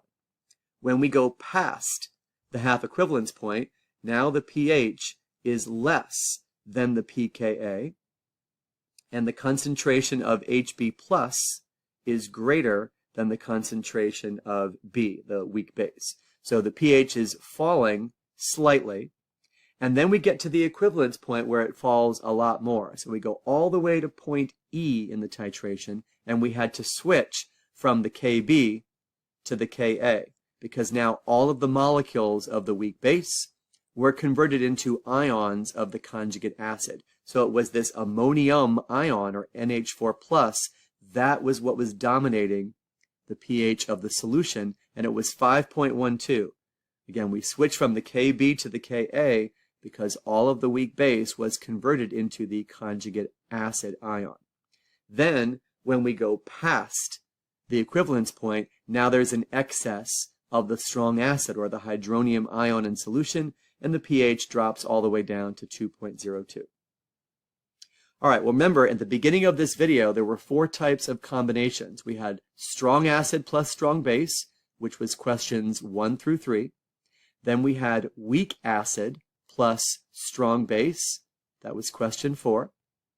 And now we just finished question 5, which was weak base plus strong acid. So the last combination that we haven't looked at yet is the combination of a weak acid plus a weak base. So when a weak acid and a weak base are mixed, they will react to an equilibrium state whose reaction may be represented by the following equation: the weak acid, Ha, plus the weak base, B, to produce the conjugate base, A-, and the conjugate acid, Hb+. So now we're moving on to question 6. So here in question 6, we have a weak acid reacting with a weak base. So to start off, it says that hypochlorous acid, HOCl, is a weak acid.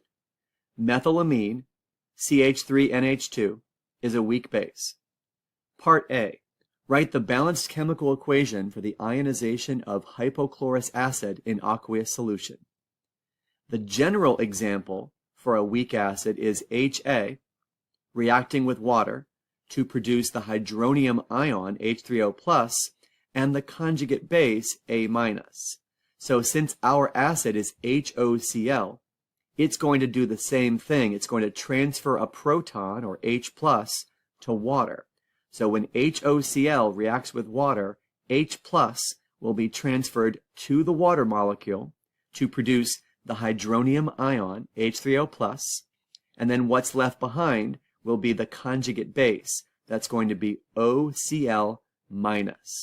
So this is our answer to part A, the balanced chemical equation for the ionization of hypochlorous acid in aqueous solution. Now let's move on to our weak base, methylamine. Write the balanced chemical equation for the ionization of methylamine in aqueous solution. Now here's a generic example where a molecule of a weak base reacts with water, but this time accepting a proton, or H+, from the water, producing the hydroxide ion and the conjugate acid Hb+. So we start with our methylamine, which is our weak base. We react it with water, but now an H+ is transferred from the water to the methylamine. And if you're not sure exactly how to write the formula of Hb+, that H+ is going to go on the nitrogen. There's a lone pair of electrons on the nitrogen atom, and that's going to accept the H+, forming that new bond. So we have hydroxide, which is what we get when water loses H+, but now we write the formula for the methyl ammonium ion as CH3NH3+. So because that's a little confusing about where that hydrogen goes, let me show you ammonia and methylamine, and you can see how similar they are to each other. So take a look on this next slide. This is ammonia, the molecule on the bottom, acting as a weak base, and then we have a water molecule. Water is going to donate H+ to that lone pair of electrons right there on the nitrogen atom, and then that bond between the H and the O is going to break, and that will form hydroxide and ammonium. So we have the hydroxide ion and the NH4+ ion. So now look how similar methylamine is to ammonia. So the methylamine also has a nitrogen with a lone pair of electrons, so that hydrogen from the water molecule gets transferred to the nitrogen with the lone pair as H+, and then that bond between the H and the O breaks, forming the hydroxide ion and the methylammonium ion, which is CH3NH3+. So now we've answered part A and part B. We have a weak acid in part A, and we have a weak base in part B. In part C of this question, it says, fill in the missing information in the table below. So in the first row of the table, we can see the acid, hypochlorous acid, HOCl, and it has a Ka value of 3.0 times 10 to the negative 8. What we need to calculate is the Kb for the conjugate base, OCl-, or the hypochlorite ion. And then in the next row of the table, we are given the Kb value for methylamine, and that's 4.4 times 10 to the negative 4, but we need to calculate the Ka value for its conjugate acid, which is the methylammonium ion, CH3NH3+. So to answer part C of this question, we have to understand the mathematical relationship between Ka and Kb for a conjugate acid-base pair. And so if we look on the AP Chemistry equation sheet, we can see that not only is the value of Kw given to us as 1 times 10 to the negative 14, but you can also see highlighted on this slide that the product of Ka times Kb for a conjugate acid-base pair is equal to Kw.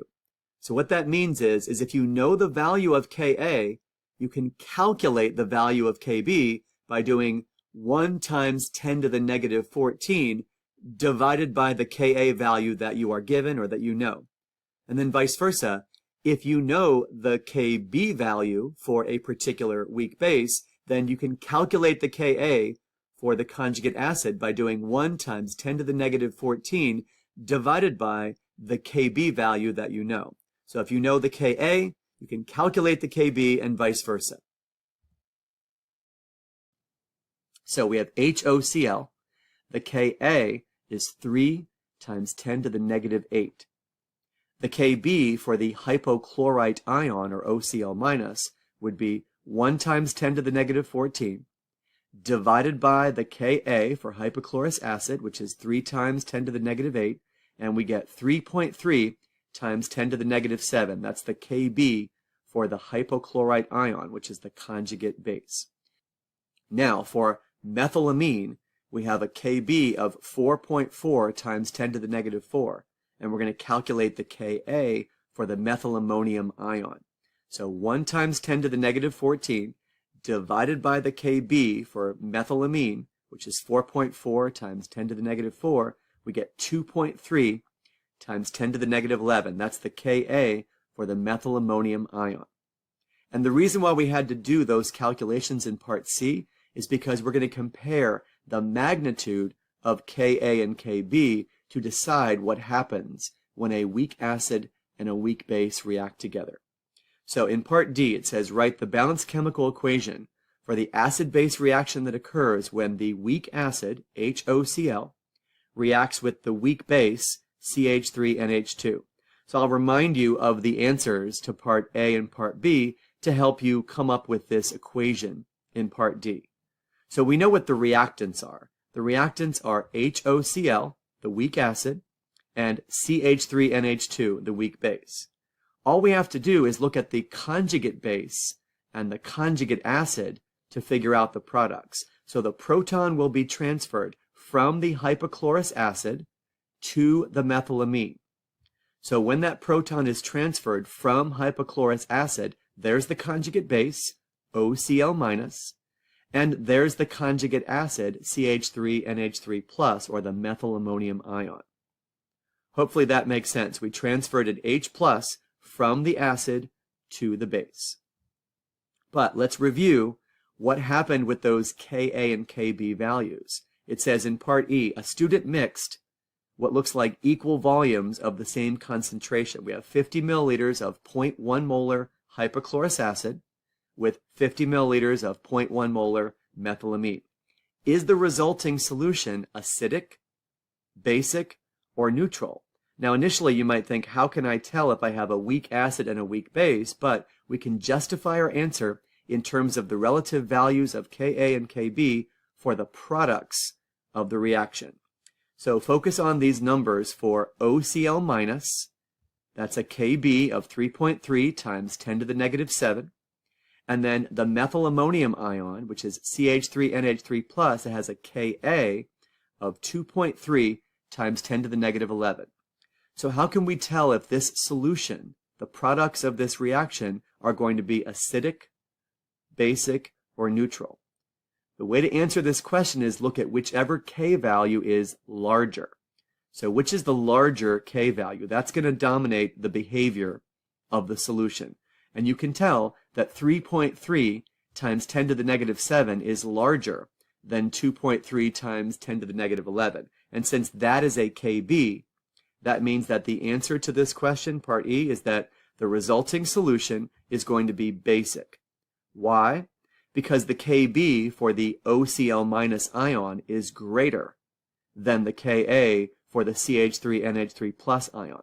That means that since the Kb is larger than the Ka for the products, the production of hydroxide from the weak base, OCl minus, occurs to a greater extent in solution than the production of the hydronium ion from the weak acid, CH3NH3+.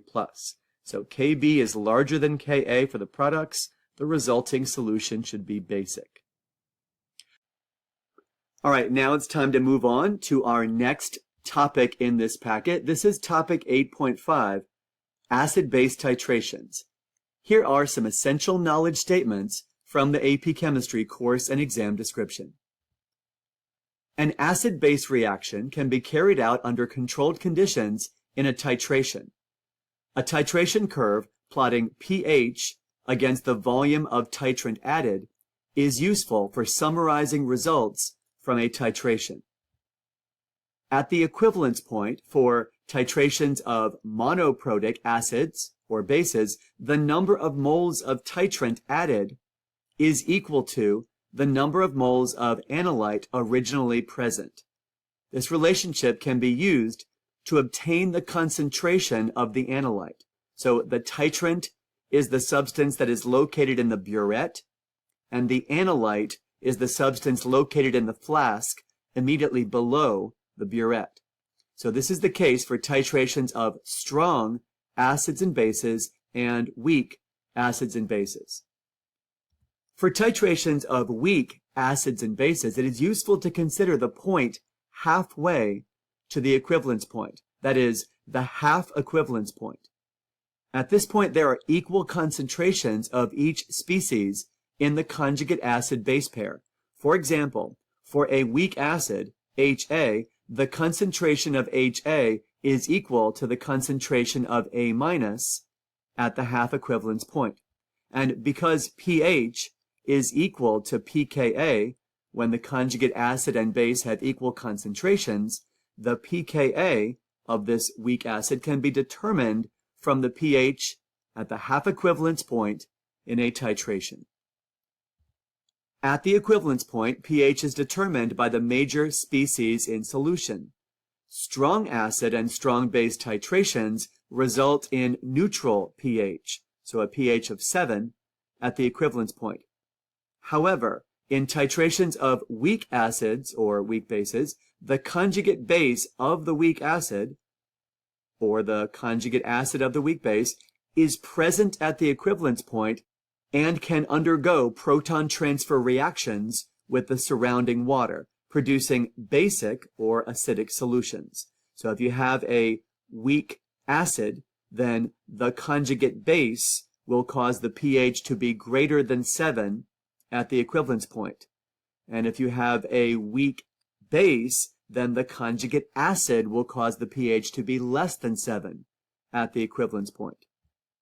And then finally, for polyprotic acids, titration curves can be used to determine the number of acidic protons. In doing so, the major species present at any point along the curve can be identified, along with the pKa associated with each proton in a weak polyprotic acid.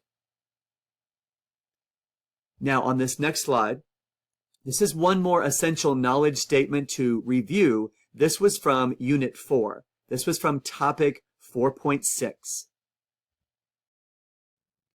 Titrations may be used to determine the concentration of an analyte in solution. The titrant has a known concentration of a species that reacts specifically and quantitatively with the analyte. The equivalence point of the titration occurs when the analyte is totally consumed by the reacting species in the titrant. The equivalence point is often indicated by a change in a property, such as color, that occurs when the equivalence point is reached. This observable event is called the end point of the titration. So in that earlier video, when I was talking about topic 4.6, Introduction to Titration, I had presented this slide. And this is a summary of the details and some of the vocabulary terms associated with a titration experiment. A standard solution is used containing a known amount of a certain reactant. An analyte solution is used containing an unknown amount of another reactant. A balanced chemical equation is needed to describe the reaction that occurs when the two solutions are combined. An acid-base reaction is a common scenario for a titration experiment. However, a titration can also be performed with a precipitation reaction or an oxidation-reduction reaction. A burette is filled with a solution containing one of the reactants. The burette normally has graduation marks that are in 0.1 milliliter increments. The volume measurement is normally estimated to the nearest 0.01 milliliter. The solution in the burette is called the titrant, and it is added in small amounts to the other solution, which is usually in an Erlenmeyer flask. The flask is swirled frequently to mix the contents during the titration. The equivalence point is reached when one reactant has reacted completely with the other reactant, according to the stoichiometry of the chemical equation. An indicator can be used that will change color to give a signal when the equivalence point is reached. The end point is an observation that indicates when to stop adding the titrant. Then the final volume on the burette should be recorded. In an acid-base titration, the pH of the solution in the flask can be monitored during the experiment. The pH data can be used to create a titration curve. The pH is usually plotted on the y-axis, and the volume of the titrant added is plotted on the x-axis. The equivalence point of the acid-base titration occurs when there is a rapid change in pH. All right, now this is question 7 in the packet. A student is given a sample of hydrochloric acid of unknown concentration.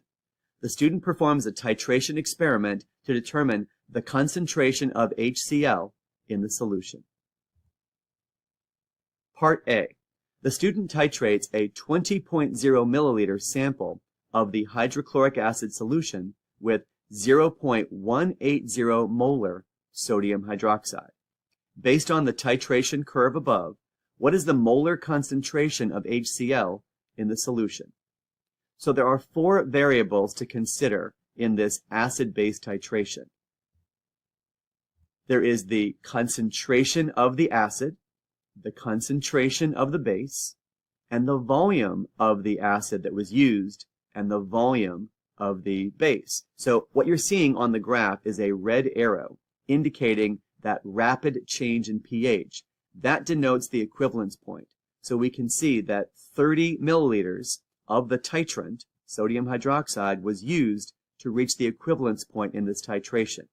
Now, we were told that the volume of the HCl sample is 20.0 milliliters. The concentration of the HCl is unknown. That's what we're trying to find. We can see from the given information that the concentration of sodium hydroxide, the titrant, was 0.180 molar in this titration experiment.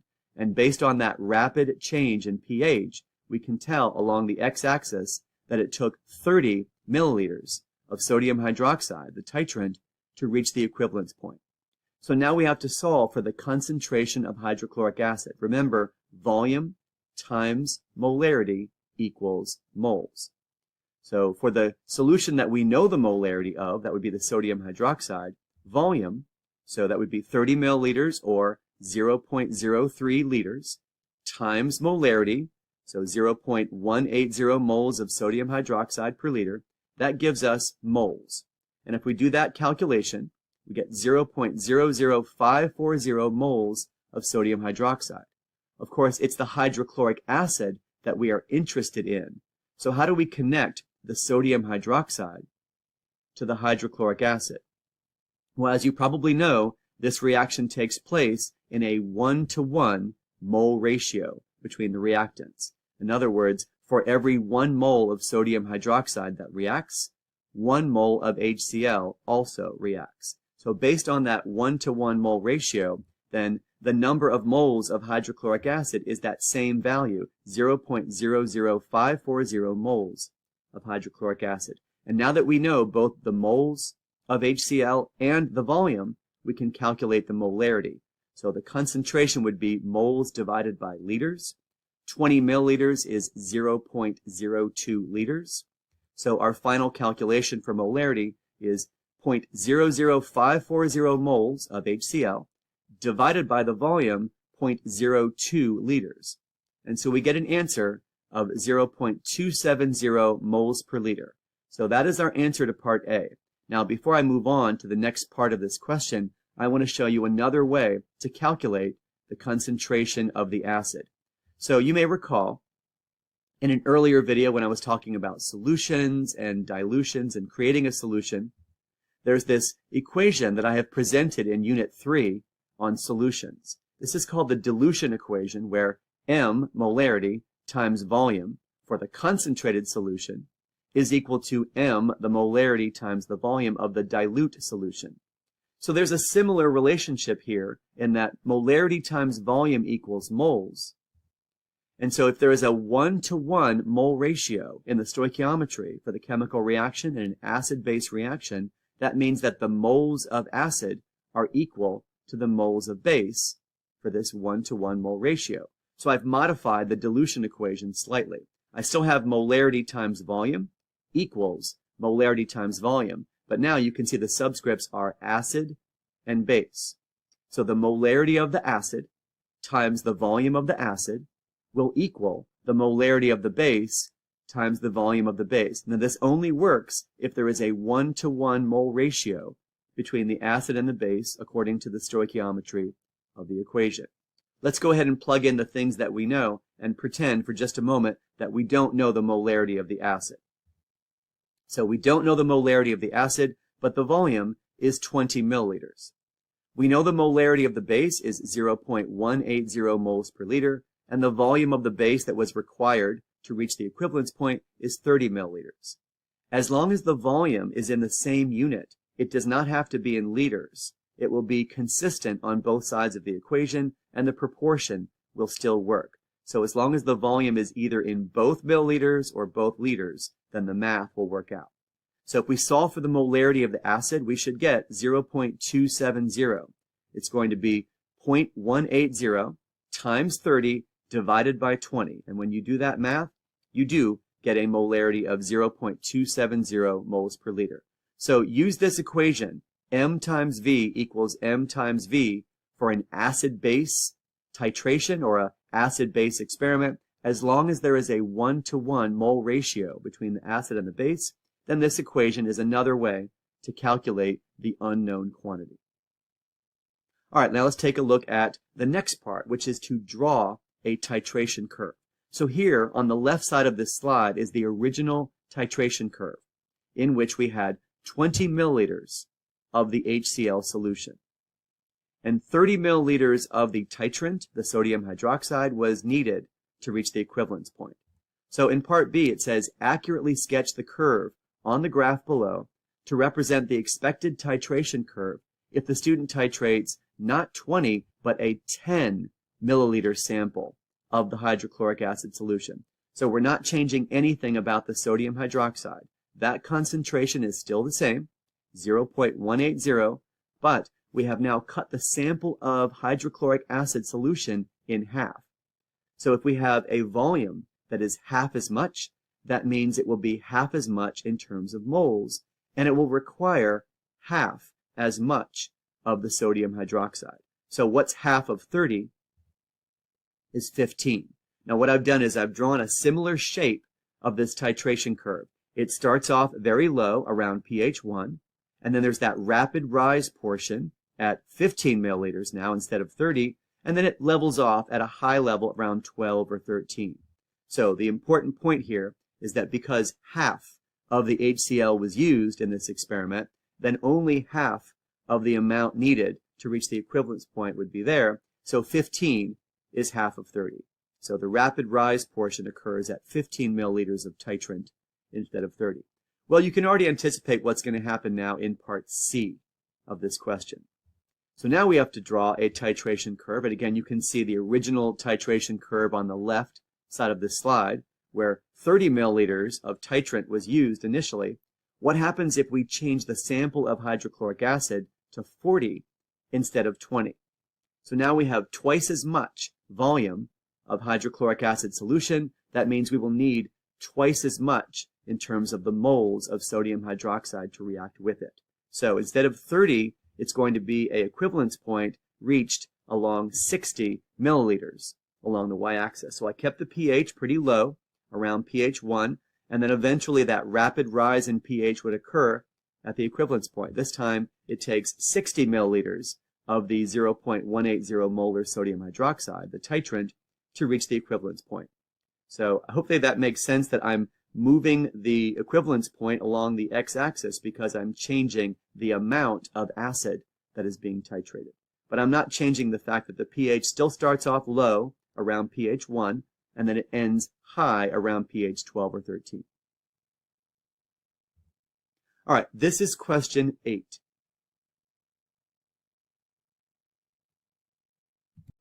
It says a student is given a sample of formic acid, which has the chemical formula HCO2H. The student performs a titration experiment to determine the concentration of formic acid in the solution.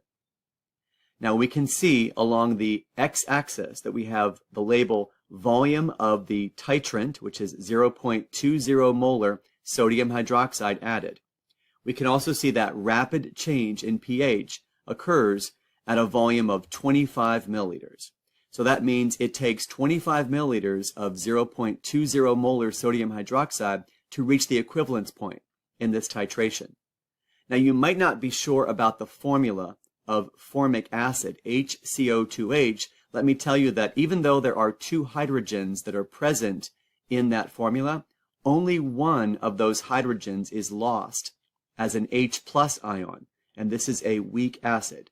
So if you think about this formula as HA, the generic formula for a weak acid, then the A minus represents the conjugate base. In this case, it's going to be CO2H.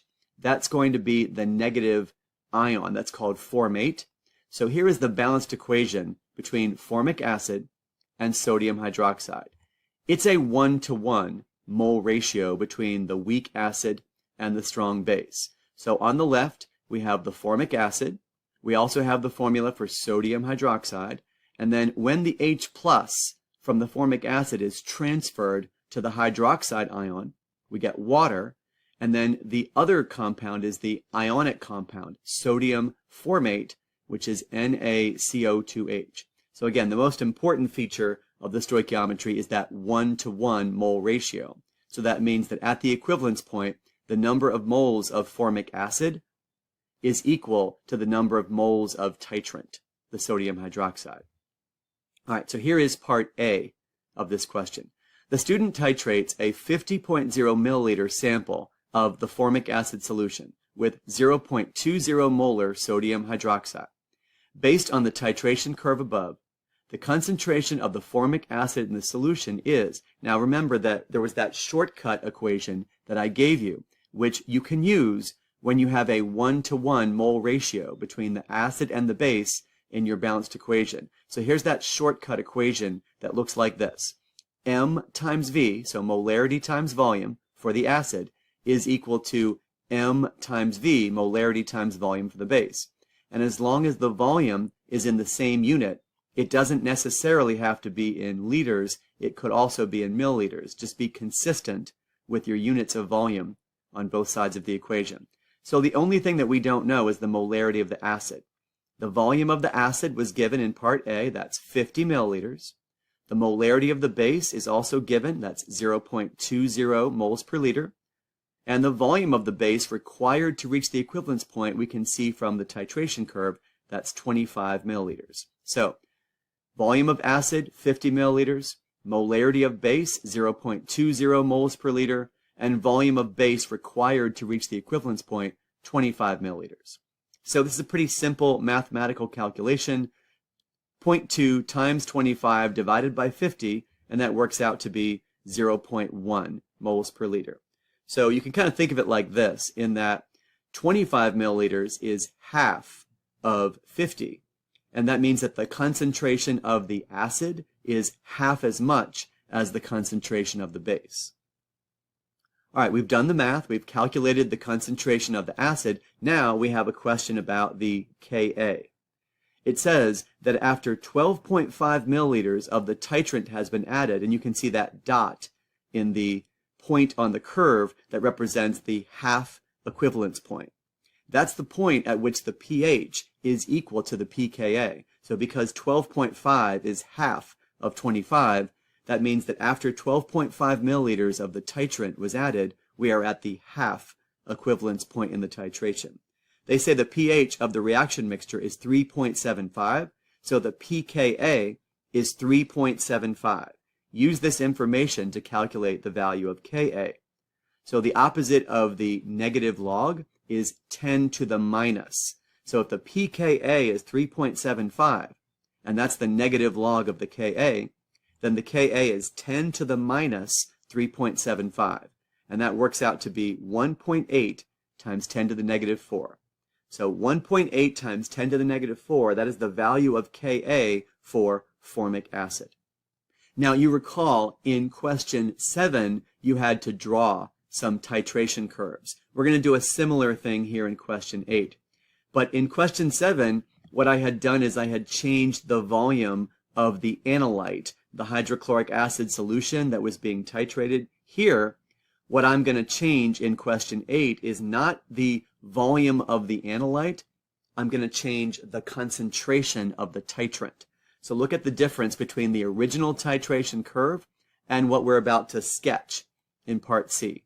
So in the original titration curve, the student titrated 50 milliliters of 0.10 molar formic acid with a titrant that was 0.20 molar sodium hydroxide. And it took 25 milliliters of the titrant to reach the equivalence point. So now we're not changing the volume of the formic acid. We're not changing the concentration of the formic acid.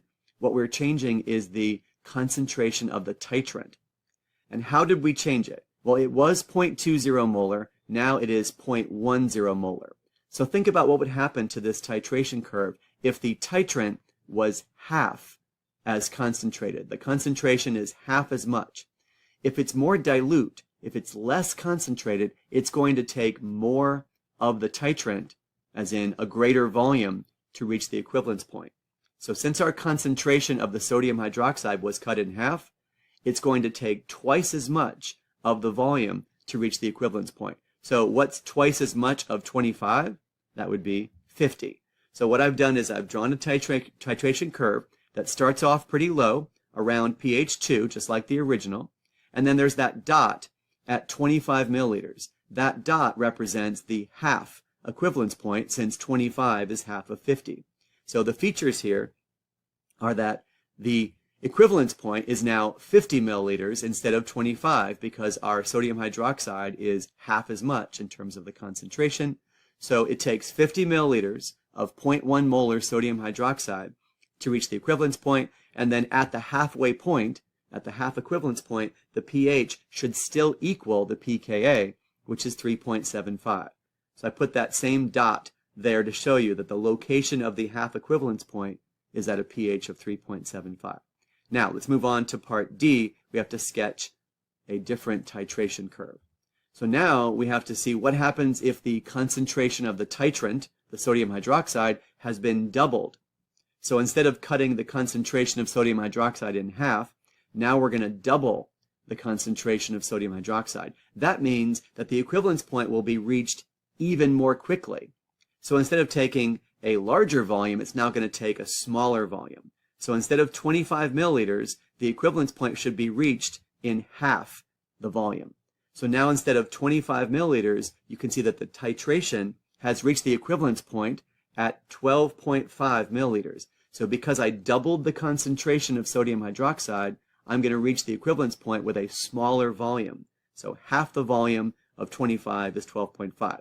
You can see that dot is still there. So again, it takes 12.5 milliliters of 0.40 molar sodium hydroxide to reach the equivalence point, but that dot is a pKa of 3.75. So what is half of 12.5? That would mean that the half equivalence point would be 6.25 milliliters. So in the part C, it took a larger volume of the titrant to reach the equivalence point because the concentration had been cut in half. And now in part D, it takes a smaller volume of the titrant to reach the equivalence point because the concentration had been doubled. All right, well, hopefully those curves make sense. And now let's move on to question 9. So question 9 says, information about 2 different titration experiments is shown above, along with the titration curve for each experiment. In experiment 1, it says 50.0 milliliters of 0.10 molar hydrochloric acid, HCl, is titrated with 0.10 molar sodium hydroxide.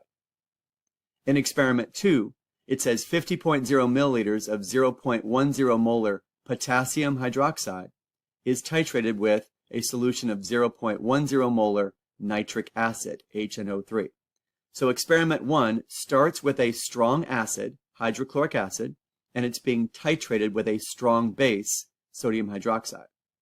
In experiment 2, we start with a strong base, potassium hydroxide, and it's being titrated with a strong acid, nitric acid. You can also see the dot, which indicates the pH at the equivalence point, and whether we begin with a strong acid and titrate it with a strong base, or we switch it around and begin with a strong base and titrate it with a strong acid, we still have a pH of 7 at the equivalence point in the titration. All right, before we take a look at part A of question 9, take a look at this highlighted information from one of the essential knowledge statements for topic 8.5. It says, at the equivalence point, pH is determined by the major species in solution. So strong acid and strong base titrations result in neutral pH, so a pH of 7 at the equivalence point. All right, now let's take a look at part A. Part A of this question says, when the equivalence point is reached in experiment 1, the pH is equal to 7.0. Circle all of the substances listed below that are present in the reaction mixture at a concentration greater than 0.01 molar at the equivalence point. So we know that the pH is 7.0. Normally, that pH of 7.0 is used to describe something like pure, neutral water. So clearly, water is being formed in this reaction. But there's also an ionic compound. Let's take a look at the balanced equation for the reaction between HCl, hydrochloric acid, and NaOH, sodium hydroxide. So the H plus from the HCl reacts with the OH minus of the sodium hydroxide to produce water, and then the sodium and the chloride are still present in the reaction mixture at the equivalence point. So at the equivalence point, we do have a significant concentration of sodium ions and chloride ions. Now, in part B, it's a similar question. We have a different strong acid. This is nitric acid, HNO3, and we have a slightly different strong base. This is potassium hydroxide. So part B pretty much says the same thing as part A. We have a pH of 7.0 at the equivalence point. Circle all of the substances listed below that are present in the reaction mixture at a concentration greater than 0.01 molar. So we have a pH of 7. We have neutral water. So KOH, potassium hydroxide, reacts with nitric acid, HNO3. The H plus from the nitric acid reacts with the OH minus from the potassium hydroxide to produce water. And the potassium ion and the nitrate ion are present in a significant amount at the equivalence point. Now, we're not circling hydronium or hydroxide because those concentrations are too small. They're 10 to the minus 7 if the pH is 7. So we're only circling the ions for the ionic compound that is formed with this strong acid, strong base titration. So now, let's think about why is the pH 7 at the equivalence point in each of these titration experiments. So to help you understand why the pH is 7, take a look at these acids. This table shows the 6 strong acids that you should memorize for the AP chemistry exam. HCl, HBr, HI, HClO4, HNO3, and H2SO4. Now, with the exception of H2SO4, these are all monoprotic acids, which means they lose exactly one H plus or one proton. So chloride, bromide, iodide, perchlorate, which is ClO4 minus, and nitrate, NO3 minus, these are all going to be neutral in solution. HSO4 minus, or the hydrogen sulfate ion, is actually slightly acidic, but these 5 anions that I've highlighted on this slide, they are neutral. They have no effect on the pH of the solution. Because these are strong acids, the reaction for the ionization of a strong acid is 100%. So it's so strongly favoring the formation of those ions, that reaction is not going to go in reverse from right to left. For a strong acid, chloride, bromide, iodide, perchlorate, and nitrate, these are all neutral and have no effect on the pH of the solution. Now, sodium and potassium are in group 1, and they are not going to exhibit any acid or base properties either. So these 4 ions are neutral, and they have no effect on the pH of the solution. So that's why the pH is 7 at the equivalence point when you have a strong acid and a strong base, because all of the ions that you produce in solution for a strong acid, strong base titration are neutral, and they have no effect on the pH of a solution. Now, in question 9, you observed that whether we start with a strong acid and titrate it with a strong base, or whether we begin with a strong base and titrate it with a strong acid, that the equivalence point will be reached at a pH of 7 in either of those examples. So when you have a strong acid and a strong base, the pH is 7 at the equivalence point. So here, this is question 10, and I'd like you to pay close attention to these 2 titration curves and focus on some important similarities and differences. So here we go. Experiment number 1 in question 10 says 50.0 milliliters of 0.10 molar nitric acid, HNO3, is titrated with 0.10 molar sodium hydroxide. So that, experiment 1, is an example of a strong acid being titrated with a strong base. And you can see that the pH is 7 at the equivalence point. Now, experiment number 2 says 50.0 milliliters of 0.10 molar HNO2. So that's actually a different acid. That's called nitrous acid. And that is not a strong acid. That is a weak acid. And it's being titrated with 0.10 molar sodium hydroxide, which is a strong base. But look at the pH at the equivalence point in experiment 2. It's not a pH of 7. It's slightly higher than pH 8. So that's an important difference. Now, the similarities between these 2 titration curves is also an important feature. Notice that we began with the same number of moles of acid, 50 milliliters of 0.10 molar. It did not matter whether it was a strong acid or a weak acid. We began with the same number of moles of acid, and it required the same volume of titrant to reach the equivalence point. So you can see that 50 milliliters of the sodium hydroxide, the titrant, was required in each experiment to reach the equivalence point. So again, important similarities and differences as we compare these 2 curves. All right, here is part A of the question. Fill in the missing information in the table below. So the first row of the table asks, is it a strong acid or a weak acid? HNO3, nitric acid, strong acid. HNO2, nitrous acid, a weak acid. Remember that a strong acid is 100% ionized in aqueous solution. So when you are given the concentration of a strong acid, all you have to do to get the pH is take the negative log of the concentration of the strong acid. So the concentration of a strong acid is equal to the concentration of the hydronium ion in solution. So what is the negative log of 0.10? Well, the negative log of 0.10 is 1. So in fact, the pH is 1, and you can see, as I've given you the close-up view of this titration curve, that the arrow is pointing toward the initial pH of that strong acid solution, and that's a pH of 1.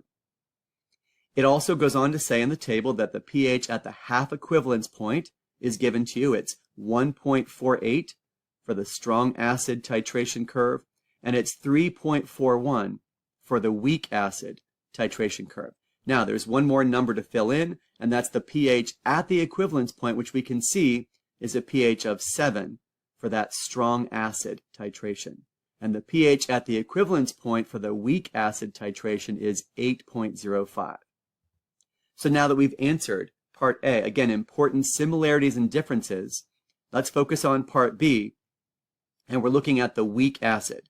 HNO2, nitrous acid, is a weak acid. Use the information from the titration curve for experiment 2 to calculate each of the following. Well, they gave us the pH at the half equivalence point. Remember that the pH equals the pKa.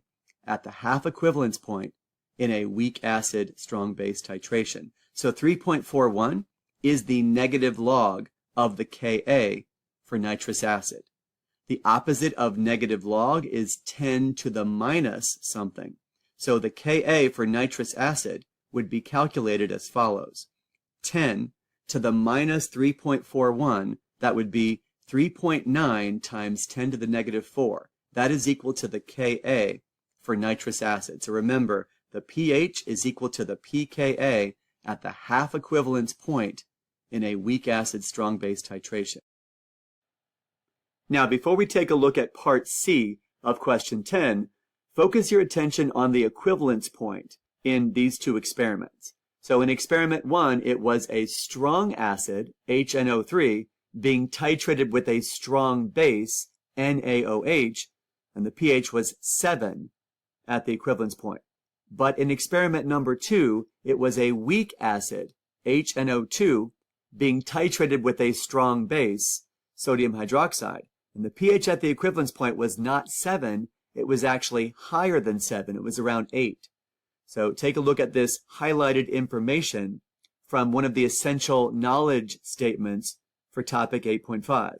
So after talking about strong acid and strong base titrations resulting in neutral pH or a pH of 7, it says, however, in titrations of weak acids, the conjugate base of the weak acid is present at the equivalence point and can undergo proton transfer reactions with the surrounding water, producing basic solutions. So the reason why the pH is higher than 7 at the equivalence point in a weak acid strong base titration, it's because of the presence of the conjugate base of the weak acid. So for experiment number 2, that conjugate base is the NO2 minus ion, which is the conjugate base of the weak acid HNO2. All right, now let's take a look at part C of question 10. All right, this is part C of this question. It says, when the equivalence point is reached in experiment 2, the pH is greater than 7. Now we're going to have to come up with a reason for why the pH is greater than 7. Remember that back in question 9, the ions such as sodium, potassium, chloride, and nitrate were all classified as neutral ions and had no effect on the pH of the solution, and that explained why the pH was 7 when you have a strong acid and a strong base. But now we have a weak acid and a strong base. So we have to come up with a reason for what is going on in the solution that would cause the pH to be greater than 7. So circle all of the substances listed below that are present in the reaction mixture at a concentration greater than 0.01 molar at the equivalence point.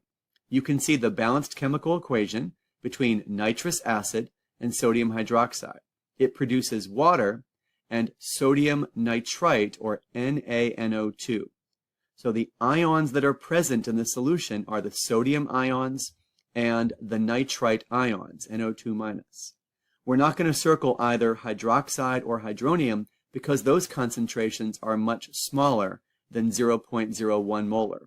So to remember that the pH is 8 at the equivalence point, the hydronium concentration would be 10 to the minus 8. So that's a very small number. All right, so now we've circled sodium and nitrite, or NO2-. Part D, write the net ionic equation for the acid-base reaction that takes place between one of the ions that you circled in part C and water. So what's reacting with water that should provide evidence to explain why the pH is greater than 7 at the equivalence point? If you recall in question 9, we already determined that sodium and potassium are neutral and have no effect on the pH of the solution, so it's got to be the NO2-. So what is so special about NO2- is that it comes from a weak acid. So if HNO2, nitrous acid, is classified as a weak acid, then that means that the NO2- ion, the conjugate base, is classified as a weak base. So how does NO2- react with water? So NO2- reacting with water as a base, it's going to be a proton acceptor. So it's going to form HNO2 And when the H plus is taken from the water molecule, you also get hydroxide. So what you're looking at is the reaction of NO2 minus as a base. This is the ionization of the conjugate base in water. Earlier in topic 8.4, we had seen that when you get to the equivalence point, the pH is greater than 7 because of the behavior of the conjugate base. So here is a generic version of a conjugate base, A minus plus H2O to make HA and hydroxide. That reaction that I'm highlighting looks very similar to the answer to part D, in which we have NO2 minus reacting with water to produce HNO2 and hydroxide. All right, now let's take a look at question 11. The titration curves for two different titration experiments are shown above. So the details of experiment 1 are as follows. 50.0 milliliters of 0.10 molar propanoic acid, HC3H5O2, is titrated with 0.10 molar sodium hydroxide. So experiment 1 is an example of a weak acid being titrated with a strong base. In experiment 2, it says 50.0 milliliters of 0.10 molar HOCl, which is hypochlorous acid, is titrated with 0.10 molar sodium hydroxide. Experiment 2 is also an example of a weak acid being titrated with a strong base. Focus on the similarities and differences in these two titration curves. So what is similar is that they both involve a weak acid being titrated with a strong base. What's also similar is we have equal volumes and the same concentration of the weak acid. So they both require the same volume of titrant, sodium hydroxide, to reach the equivalence point. They both involve 50 milliliters of the titrant to reach the equivalence point. They both have a pH that is greater than 7 at the equivalence point. But the difference between experiment 1 and experiment 2 is that in experiment 1, the pH at the equivalence point is just under 9. And for experiment 2, the pH at the equivalence point is just above 10. All right, let's take a look. Part A. Fill in the missing information in the table below. So for experiment 1, the initial pH of the 0.0 or 0.10 molar acid solution is 2.95. And in experiment 2, the initial pH of the 0.10 molar acid solution is 4.26. At the half equivalence point, the pH in experiment 1 is 4.89. And at the half equivalence point, the pH in experiment 2 is 7.52. What's the Ka value for the acid? Remember that the pH equals the pKa at the half equivalence point. So 10 to the minus pKa will give us the value of Ka. So 10 to the minus 4.89 is 1.3 times 10 to the negative 5. So that's the Ka for the weak acid in experiment 1.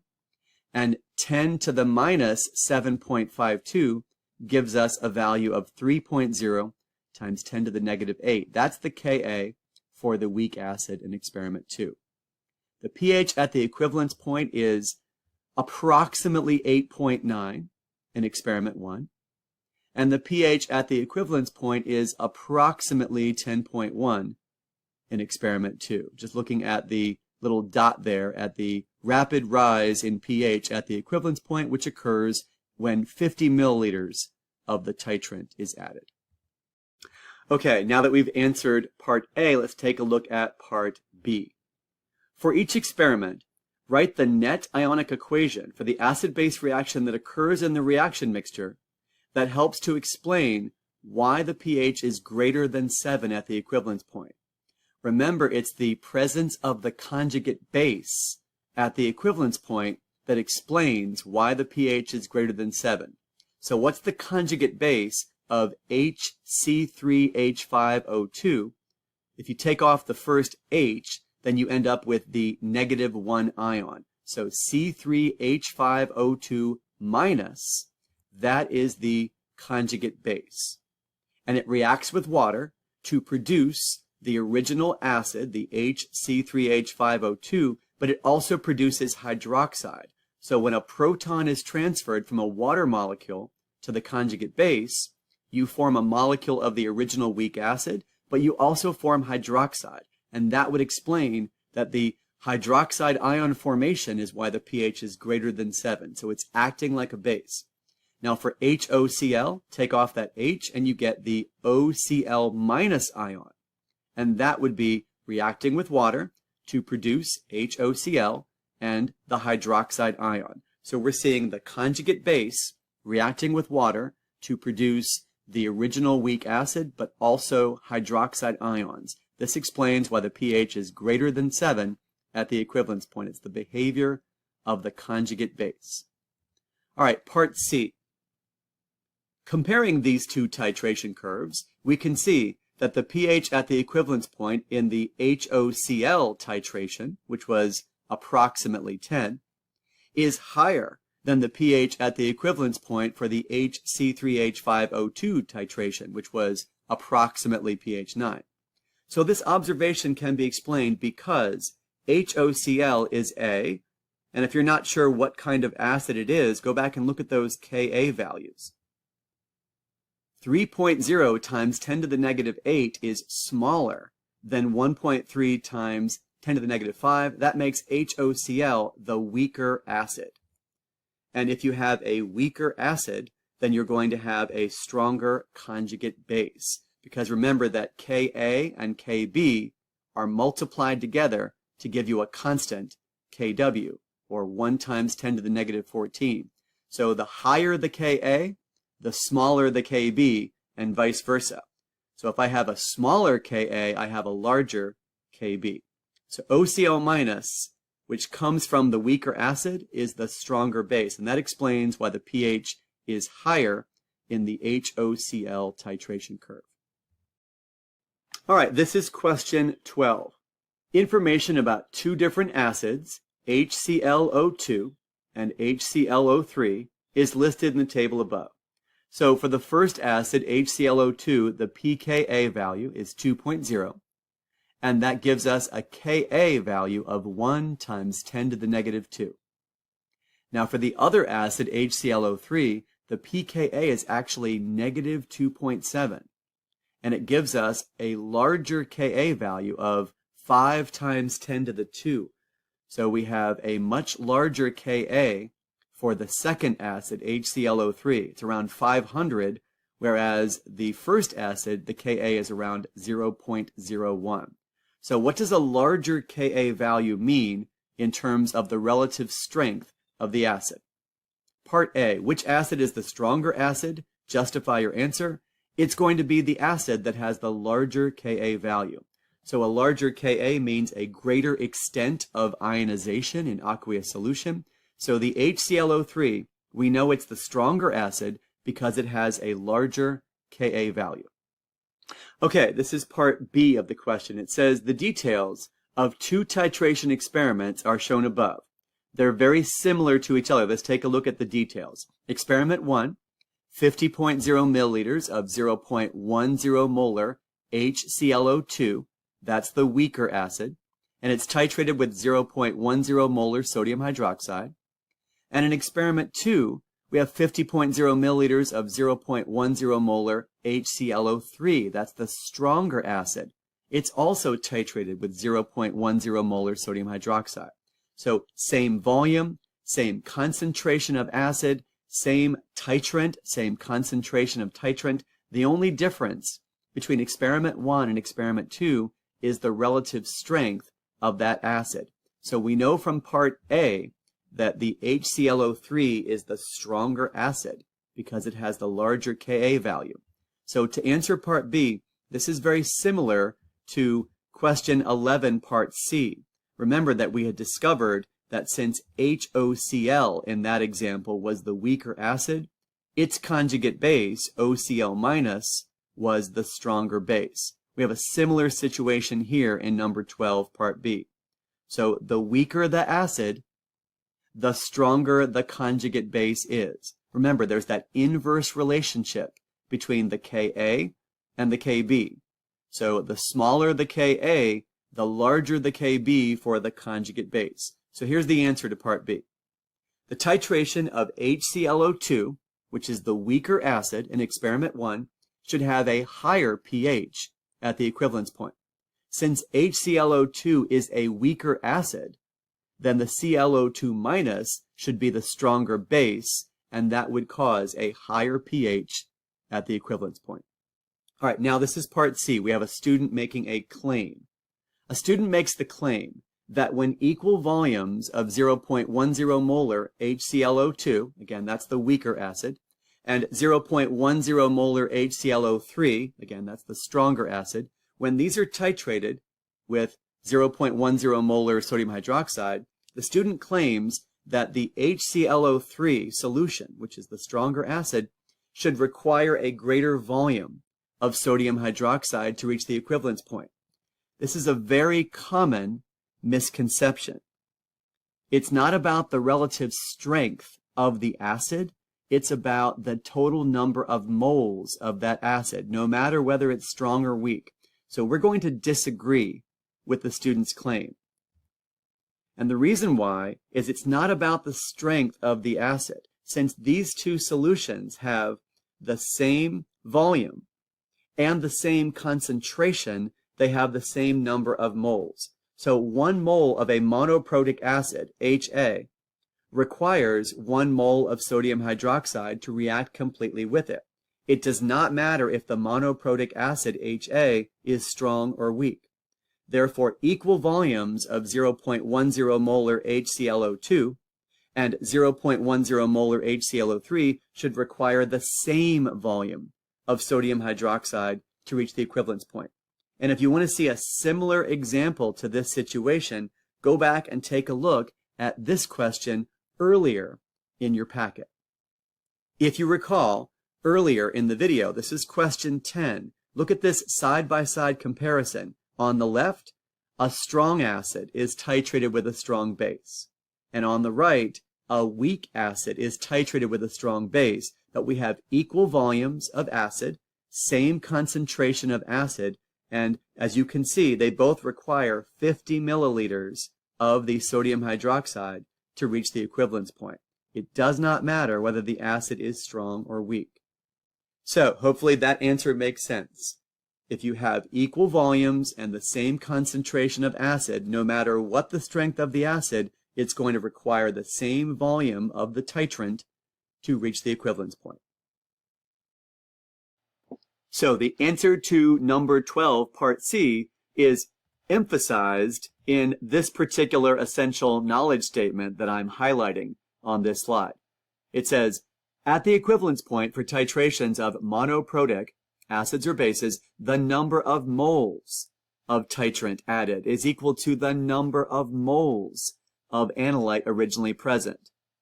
This relationship can be used to obtain the concentration of the analyte. And this is the case for titrations of strong acids and bases, as well as weak acids and bases. So that, to me, is an important point, that it's not about the strength of the acid, it's about the number of moles of the titrant and the analyte. So focus your attention on moles and not whether an acid is strong or weak. Now, as we're taking a look at question 13 in this packet, it involves a polyprotic acid. So if you're not sure what a polyprotic acid is, monoprotic means only one H plus ion is lost for every 1 mole of that acid. But for a polyprotic acid, there's at least 2 or 3 H plus ions that can be lost from the same molecule of acid. So for polyprotic acids, titration curves can be used to determine the number of acidic protons. In doing so, the major species present at any point along the curve can be identified, along with the pKa associated with each proton in a weak polyprotic acid. So as you look at number 13 in this packet, you will see a titration curve that looks a little bit different because it represents the titration of a polyprotic acid. So here is question 13. So, looking at this titration curve, what makes the appearance of this titration curve look different than all of the other titration curves you've seen so far is that we have two equivalence points. And you can tell because both at point C on the diagram, as well as point E on the diagram, we see that rapid increase in pH, which indicates the location of the equivalence point. And that occurs when 25 milliliters of the titrant is added, and then again at 50 milliliters of titrant added. All right, this is question 13. We can see sulfurous acid H2SO3, which is classified as a diprotic acid. That means it has two H plus ions that can be removed.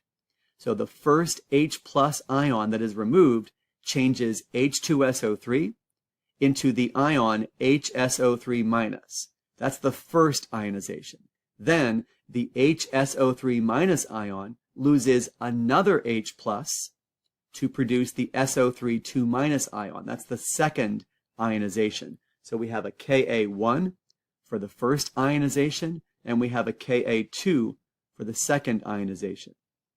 All right, the titration curve shown above is from an experiment in which 25.0 milliliters of 0.10 molar sulfurous acid, H2SO3, is titrated with 0.10 molar sodium hydroxide. Fill in the missing information in the table below.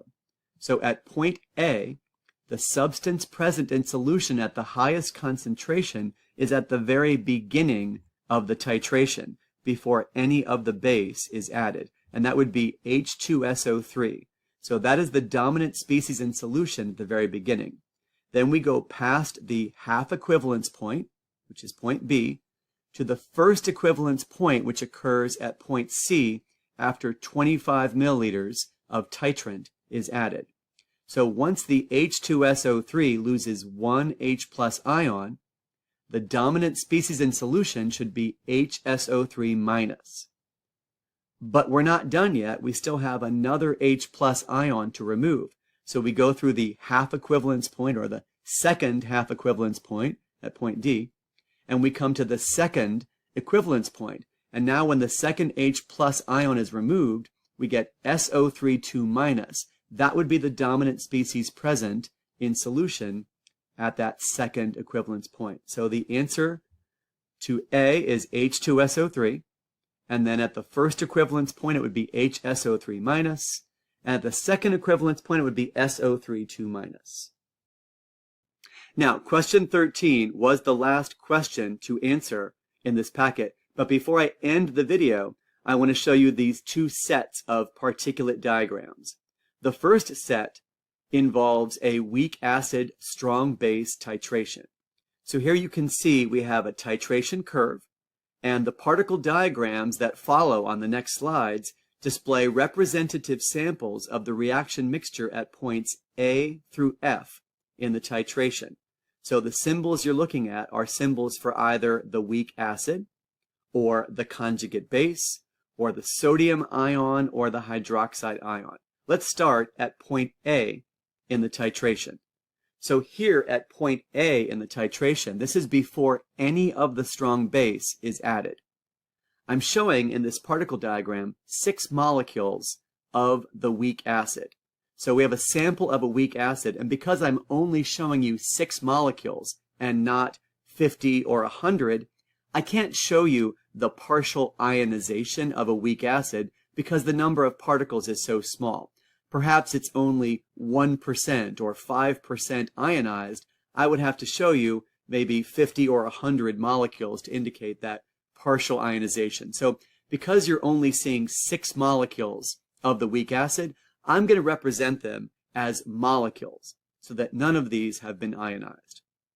Now, moving on to part B, we now have a reaction between HA, the weak acid, and NaOH, sodium hydroxide, the strong base. But at point B, this is before the half equivalence point. So what I mean by saying before the half equivalence point is that there should be more molecules of HA than you see ions of the conjugate base A minus. That's why I'm showing 4 HA molecules and 2 A minus ions. This indicates that the concentration of HA is greater than the concentration of A minus in solution. And at this point, because we are before the half equivalence point, the pH is less than the pKa. Now, as you know, something special happens at the half equivalence point in a weak acid strong base titration. So here at point C, this is the half equivalence point. Now I'm showing 3 HA molecules and 3 A minus ions. So now at the half equivalence point, the concentration of HA is equal to the concentration of A minus, and pH equals pKa at the half equivalence point. Now when I move to point D, this is called beyond or past the half equivalence point. And so now there should be a greater number of ions of conjugate base than there are molecules of HA. That's why I'm showing 2 HA molecules and 4 A minus ions. So the concentration of HA is less than the concentration of A minus, and now the pH is greater than the pKa. Now, as I've been discussing these particle diagrams so far, I haven't mentioned the presence of the sodium ions. Let's go ahead and talk about that just briefly. So in the beginning, we had 6 molecules of HA. At point B, I now had 2 A minus ions, and you can see that there are 2 sodium ions also present. The sodium ions are there to balance the overall charge in the particle diagram. So at the half equivalence point, when I had 3 A minus ions, I have 3 sodium ions, again, to balance the overall charge. At point D, past the half equivalence point, I had 4 A minus ions, and you can see 4 sodium ions to balance the overall charge. All right, our next stop in the titration curve is point E.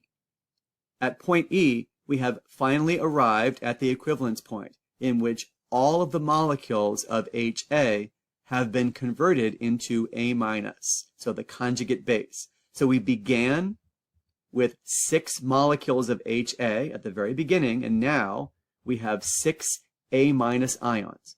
And there's also 6 sodium ions to balance the overall charge. So at this point, we've reached the equivalence point, and if we go to point F, now there will be an excess amount of the titrant sodium hydroxide. So now, in the final particle diagram, you can see there's a couple of particles of hydroxide, and there's 2 extra sodium ions that are present to balance that overall charge. So to summarize, all acid or all weak acid molecules at the very beginning, now we have more HA than A minus. Here we have an equal amount of HA and A minus. Now we have a greater amount of A minus compared to HA. Now all we have is A minus, and then now we have an excess amount of hydroxide. All right, the next particle diagram series I want to talk about is when you start with a weak base. In this case, the weak base will be ammonia, NH3, and we're going to convert the ammonia into ammonium, NH4+. This is a weak base, strong acid titration. So let's start at the very beginning before any of the strong acid HCl is added. So in a similar series, I have 6 molecules, and this time it's 6 molecules of ammonia. That's the weak base. So we start with 6 molecules of NH3. Then at point B, this is before the half equivalence point, the number of molecules of ammonia, NH3, should be greater than the number of ions of the conjugate acid, NH4+. So you can see 4 ammonia molecules and 2 ammonium ions. There's also 2 chloride ions, and they are there just to balance the overall charge. So there's a greater concentration of the weak base as compared to the conjugate acid. Now we come to the half equivalence point. We should have an equal amount of the weak base and the conjugate acid. So we have 3 NH3 molecules and 3 ammonium ions. Then we go past the half equivalence point. Now there should be a greater number of ammonium ions, and so we have 4 NH4+ ions compared to 2 ammonia molecules. Again, there's 4 chloride ions present because the chloride ions are balancing the charge So NH4 is +1 and Cl is -1. Our next stop would be at the equivalence point where all of the molecules of ammonia have been turned into ammonium. So again, we began with 6 molecules of ammonia, NH3, and now at the equivalence point we have 6 ions of NH4 plus ammonium. And there's also 6 chloride ions to balance the overall charge. So when do we get an excess amount of the strong acid? That's going to be past the equivalence point. And so past the equivalence point, now you can see some hydronium ions to represent the excess amount of acid, and you can see some extra chloride ions in there to balance the overall charge. So we began with 6 molecules of ammonia, 4 ammonia, 2 ammonium, 3 of each. Then we have 4 ammonium and 2 ammonia. Now all we have is ammonium, and then at this point we have an excess amount of hydronium. So hopefully those particle diagrams help you navigate what's happening as you go from a weak acid titrated with a strong base, and when you start with a weak base titrated with a strong acid. So now this is the end of the video. I hope that you found all of these answers and explanations helpful. Thanks for watching.